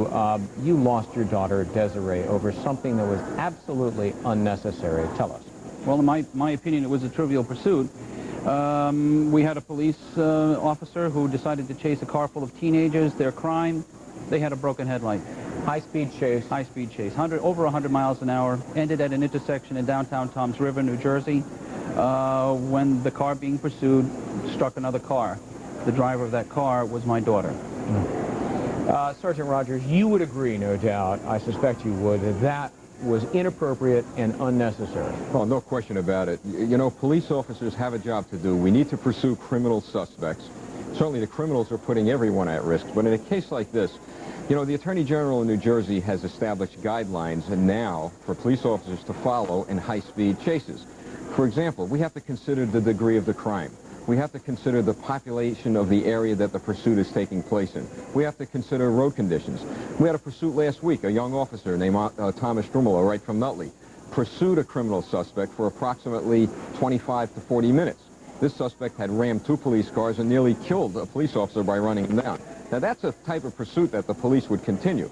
But a broken headlight, absolutely no way. Well, let's put up the video of what happened on Wednesday night in Los Angeles. A police chase follows a car, and there it is, going the wrong way on a freeway in the carpool lane. It slams into an oncoming car. Now, that was a stolen car that police were chasing. Might have been involved in a gang-related drive-by shooting, unclear. Was that necessary? That pursuit was not necessary in view of the fact that you had an air unit. The police, in my opinion, and I'm not trying to second-guess what went on, but, you know, as I look at this, the police could have blocked off the exits of that highway.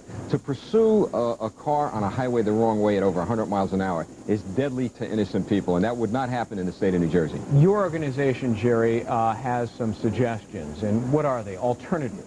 Well, the alternatives, number one, is to use some legislation that would write laws throughout the country similar to that we have in New Jersey, which gives an officer an opportunity to call off the pursuit if they have the registration or the license number. They can then make an arrest at a later time, a safer time.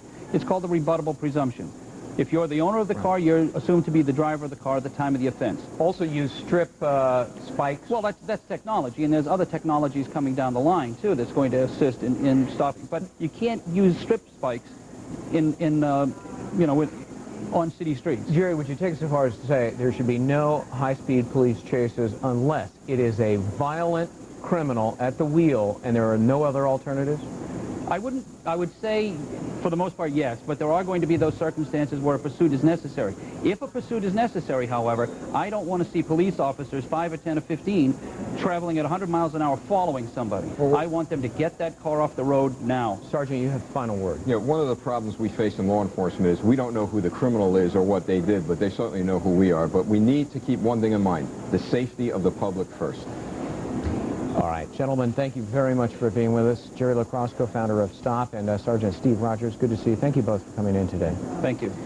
Can you guess which university ranks #1 in America? Well, I can tell you this much. It is not Harvard. It's not Yale. The answer coming up next. Stick around. We'll be right back with more of Morning Live. MSNBC is taking Decision 2000 on the road. Talk to real people about real issues. How do the people in Silicon Valley feel about the tech boom driving the economy in their town and country? Are you a millionaire? The News with Brian Williams presents 100 Days, 1,000 Voices. Tonight, 9 Eastern on MSNBC. I remember it like it was yesterday. I was hosting my first big business dinner, and I paid with my Visa card. Turns out I was over my limit. I was so embarrassed, I didn't know what to do. So I got the American Express card, and it never happened again. Call 1-800-THE-CARD. We can take your application right over the phone. Applying for the card was one of the easiest things I've ever done, and smartest. And anyone who's ever gone anywhere knows it. I have a place to cash checks, get my mail, and get help when I need it. My dad said the minute you get a job, get an American Express card. He said, trust me on this one. I've gone everywhere with it. And here's a tip. Sign up for membership rewards, and everything you charge on the card will earn you program points, so you can keep on traveling. So call now for the American Express card. You can apply right over the phone. It helped not having a preset limit. It's great getting points every time you use the card. I can call 24 hours a day. That helps. No matter what you do or where you go, the American Express card can help you do more. How fast is the internet? How fast do you want to go?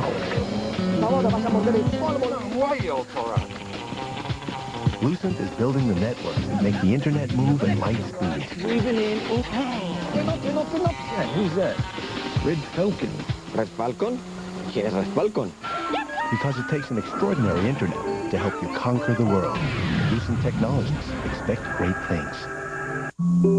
As dawn broke, King Midas walked down the stone corridor. The giant gold door swung open at his touch to the room where his wealth lay hidden. Van Kampen Funds, with nearly 4 generations of money management experience, so you can realize your true wealth. You are everything to me, he whispered, as he beheld his riches. Feeling? I just need those numbers. Excellent. Okay, what's up, Sparky? I applaud your new bathtub lifestyle and all, but Jenkins is always hogging the shower. Excuse me? I can't fit my spreadsheets here. Sounds like someone's a little bit tense, huh? Let's go to the GNC LiveWell section of drugstore.com. See what we can get that should help. How about Kava? You'll have it in the morning. GNC products, pharmacy, and more at drugstore.com. You're the best boss ever, Mrs. Feldman. I know. Pass those bear claws. We got some work to do. 43 minutes after the hour, welcome back to Morning Line. The bragging rights have been awarded. The annual rankings of the best colleges and universities in America are out today. U.S. News and World Report has just named its list of the top schools in America. Peter Carey, Special Projects Editor for U.S. News and World Report, talked to me a little earlier this morning, explaining what makes this list useful for college students. What you can do with the rankings is use them for comparison purposes.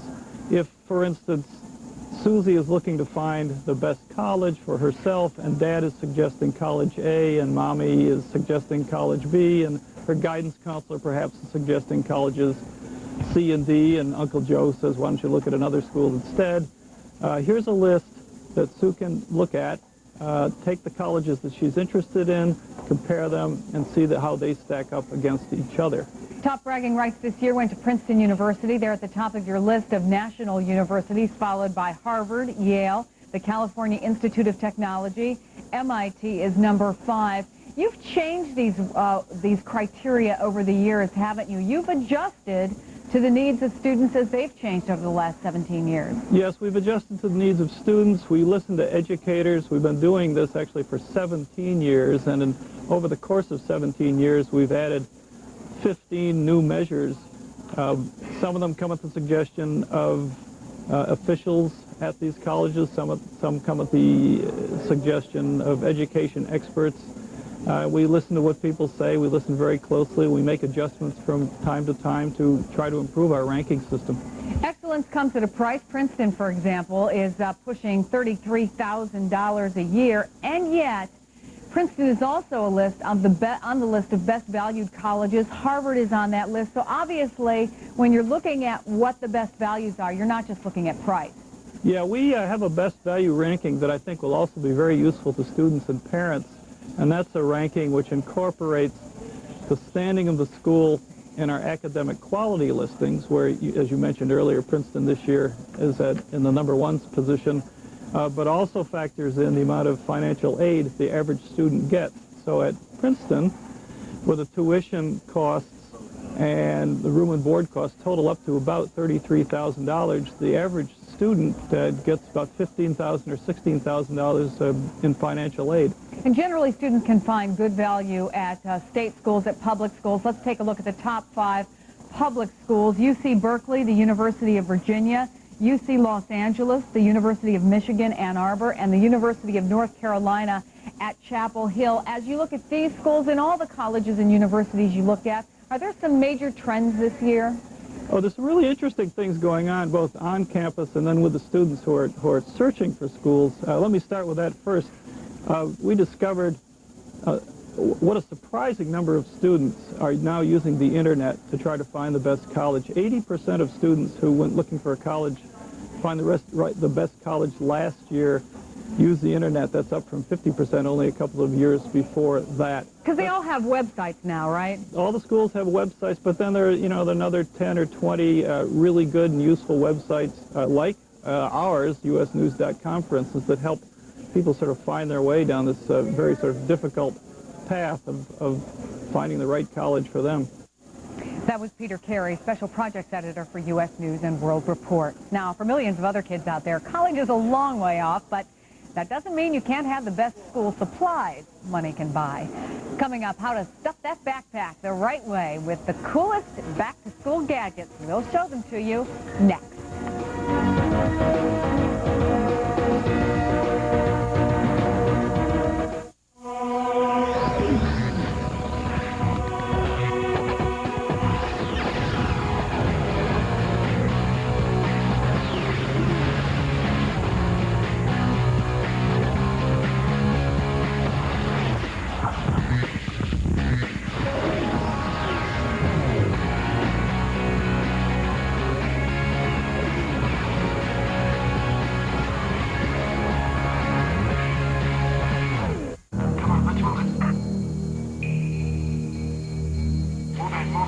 Wrong house.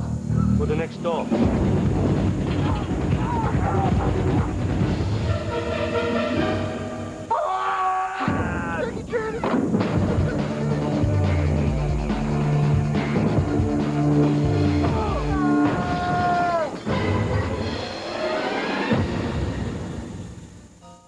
TD Waterhouse, member New York Stock Exchange.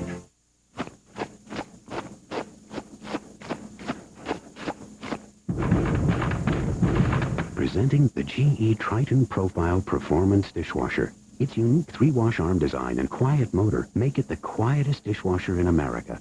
So you'll hear everything.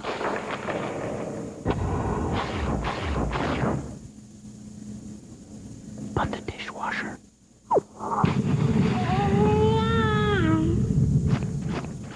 New York One is the one when you need to know about the weather. Every 10 minutes, New York One will give you all the weather. Sun and clouds, rain or sleet, or wind or hail or snow, whatever. On the One, trust New York One to tell you all about the weather. New York One is the one when you need to know about the weather. Weather of the Ones on New York One. You can take the boy out of the hood. Nice house. They didn't expect you to answer. But you can't take the hood Hey. I think Carlos got jungle fever. out of the boy. Why don't you give your auntie sugar some sugar? New Line Cinema presents Damn. the sequel without equal. What's that smell? Clean, fresh air. Oh, too much. Oh, damn. Next Friday. You're not related to the Jacksons, are you? I see you got the jewel. Today on Time Warner Home Theater, Channel 59.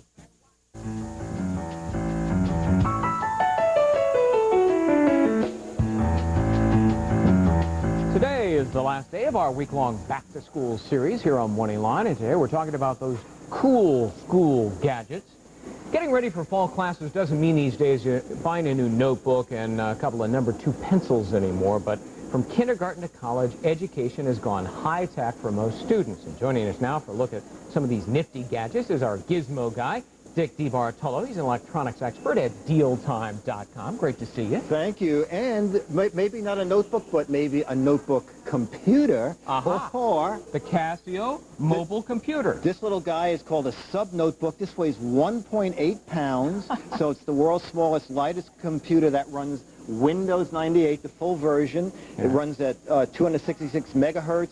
6 gigabyte hard drive, even the modem's built in. All right, is this going to put a dent in my wallet? About $1,400. Really? Pretty amazing, considering a few years ago this would have been like $4 grand. All right, now, this is my favorite here, the second item. This is the Quick Link pen. He likes Quick Link pen.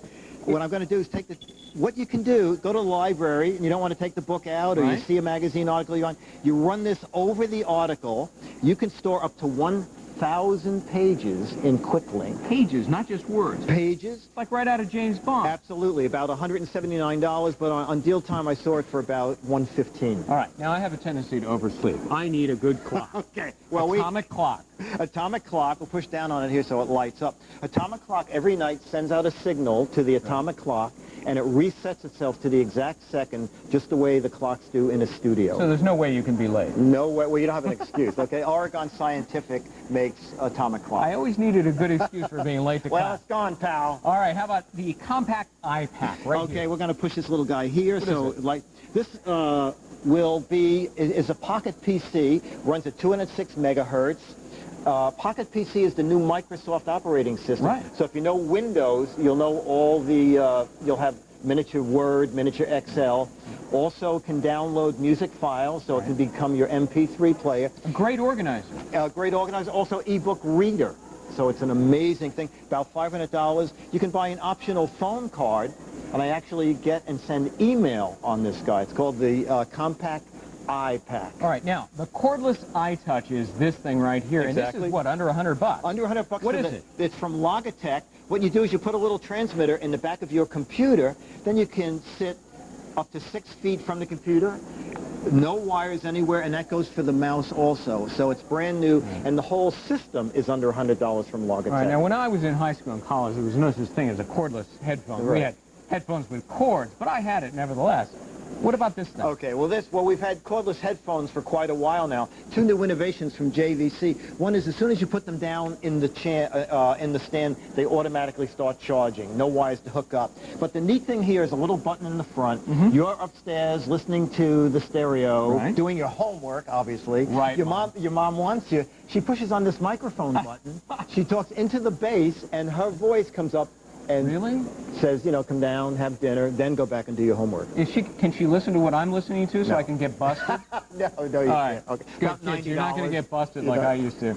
All right, now what is this? Go Back is amazing software. Go Back, you put it on, you load it into your computer crashes, you restart it, the first thing you see is the Go Back menu, and it says, do you want Go Back to when? You say, go back to yesterday when my computer was fine. Da-da-da-da.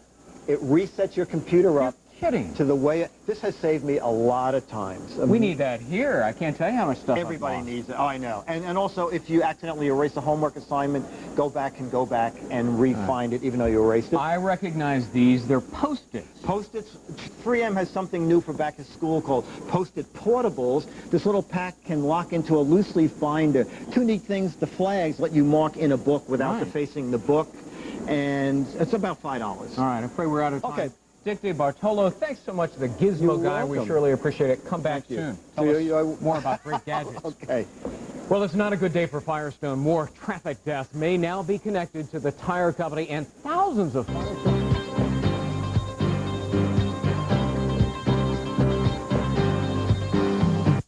WLIW's local broadcast of this program is made possible by Ristorante Caracalla, offering authentic northern Italian cuisine in an intimate dining room setting. Led by chef and owner Vincenzo Della Torre, Caracalla is open for lunch, dinner, and special occasions. Syosset, Long Island, 516-496-3838. With her career and her pop culture status. For 3 successive years, Julie strutted her stuff on the catwalk with such supermodels as Jerry Hall, Claudia Schiffer, and Linda Evangelista. She's the Mugler archetype. She's the tall glamazon with the waistline who can go out there and give glamour and sell it. I like strength and dynamite and the shape of the body. And I must say the bombshell aspect. So must amaze me the most, yeah. When Mugler was set to direct George Michael's new video, Too Funky, he introduced Julie to the MTV generation. She's a unique human being, and she's a good boy. She's a soldier. She's a really hard worker, and she does the shit, oops, you know, the job. By 1995, Julie Newmar was firmly back in the public eye, and no one was happier than her legions of fans. I staged a contingent of the Gay and Lesbian Freedom Day Parade called the Lesbian and Gay Cat Lovers of America, celebrating the love of cats, with Catwoman as our as our star. Of course, she's in show business, and she's been around gay people all of her life, and she's been around drag performers all of her life, so that's really not a big deal for her to be idolized. That same year, Julie received the ultimate accolade when a movie was written about her unique persona. To Wong Fu, Thanks for Everything, Julie Newmar starred John Leguizamo, Wesley Snipes, and Patrick Swayze as drag queens on a road trip from New York to Hollywood. The highlight of the film was a cameo appearance by Julie Newmar herself. She's the ideal feminine idea, the ideal woman, and that's what these men are aspiring to look like and be. By the year 2000, Julie's life with her son John was as stable and rewarding as anything she had ever known. It's a transformative experience for her to have had that child.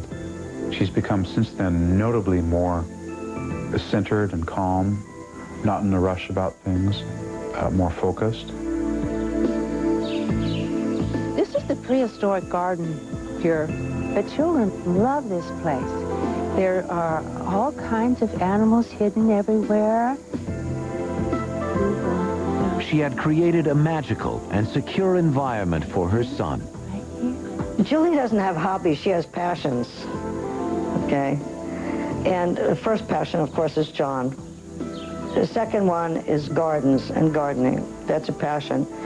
A hobby, again, connotes something that you dabble in. Julie doesn't dabble in anything. We do a lot of sit-ups because, right, John? Right, John? We don't want an ice cream belly. Julie's a very commanding presence in her neighborhood. When she goes for a walk or rides her bicycle, she always has a willowy skirt or a flowery hat, and it's very much kind of a cool combination of Mary Poppins and Anne Margaret.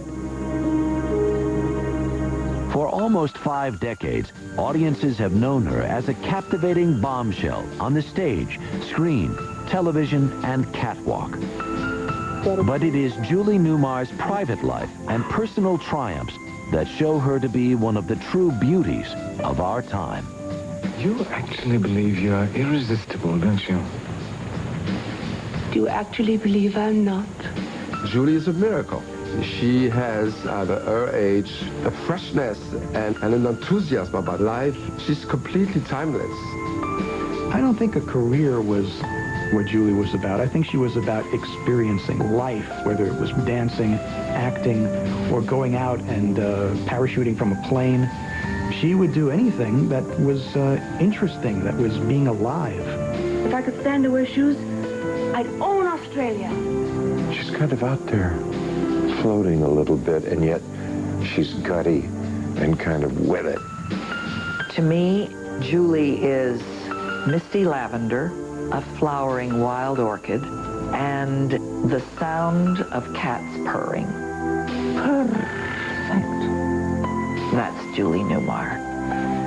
Until we meet again, here's a kiss to build a dream on.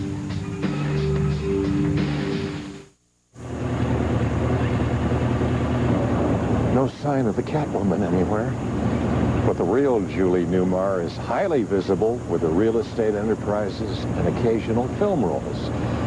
Julie's primary focus, however, remains on the happy home life she's created for herself and her son, John, to whom she remains a devoted and wonderful mother.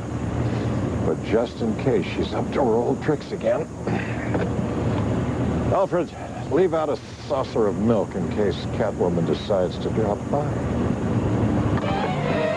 Tomorrow, as Holy Bat Week continues, he's cinema's master of the macabre, and as the evil genius Egghead, one of the most eccentric and villainous rascals I've ever had to face. Vincent Price. Tomorrow. Be sure to tune in, same bio time, same bio channel. For Biography, I'm Adam West. Good night. Soy. Johnny! Johnny! Yeah. Johnny! my butter kiss. Time to rub the bunions. Great. You're so sweet, Johnny. Between the toes. I know. Oh. It's time for E-Trade. Sign up today and receive a $75 bonus. What would happen if an SUV were raised by a family of sports cars? Zoom, zoom, zoom. Zoom, zoom, zoom. Yeah, zoom, zoom, zoom, zoom. Zoom, zoom, zoom. Yeah, yeah, yeah. Introducing the 200 horsepower Mazda Tribute. The SUV with the soul of a sports car. On the next American Justice, in her first marriage, she got away with murder. She was standing to collect a little in excess of $150,000. For her second, she got life. The Black Widow, Barbara Steger, on American Justice, next on A&E. Do your internal and external information systems talk to each other? I can, without any problem whatsoever, tell you there are systems that cannot talk with one another. Well, let me start answering this question all over again as I rethink my answer. Ask me the question again, if you would. Ask about Sybase Enterprise portals, the information you need, when and where you need it. Sybase, because you should know better. Nominated for 7 Tony Awards, including Best Musical. Its shows have been sold out around the world. This Sunday, for the first time, Broadway's smash hit is coming to pay-per-view television. So don't you mess around with a star-studded pre-show live from Broadway, one night only. It's Smokey Joe's Cafe, the songs of Lieber and Stoller. This Sunday. Order it today. A&E Home Video proudly presents the biography you've just seen for $14.95 plus shipping and handling. To order, call 1-800-423-1212 or visit our online store at biography.com.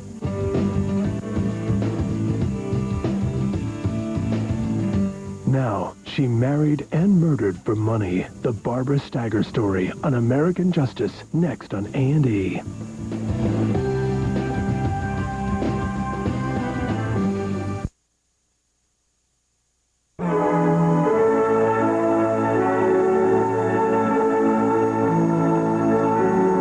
What do you think you're going? The dream of being one of the world's... Her life's ambition was to be a star. You'll never recover from the public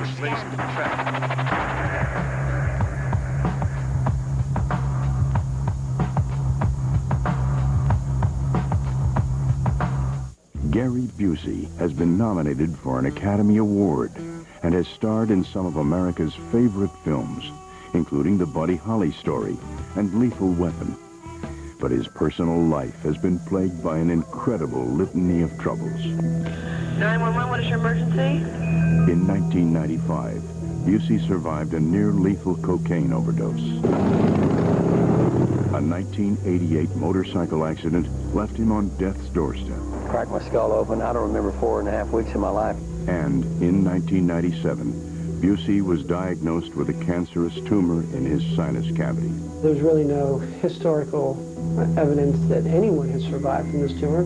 During the 80s, Gary was more famous for his drug binges and mood swings than his acting. I would have times in my house when my dog would fall down on a couple of bindles of cocaine and get up with the cocaine all over the side of it, and I would be snorting cocaine off the side of the dog. Busey was living in the grip of a deadly compulsion that turned his life into a living hell.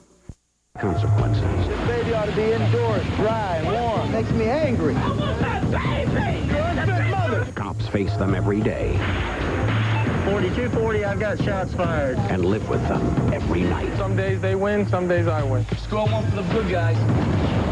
Cops, weeknights at 9 and 9:30 on Court TV. Today, in the Atlantic Fleet, On board USS Enterprise. Character. even long distance. Thank you. Now you can get 1,000 minutes of nighttime calling for just $20. That's a big block of talk. And you won't have to strap it to your minivan. Switch to Sprint at 1-800-PEN-DROP. Call now and get free internet call waiting. And never miss another call when you're online.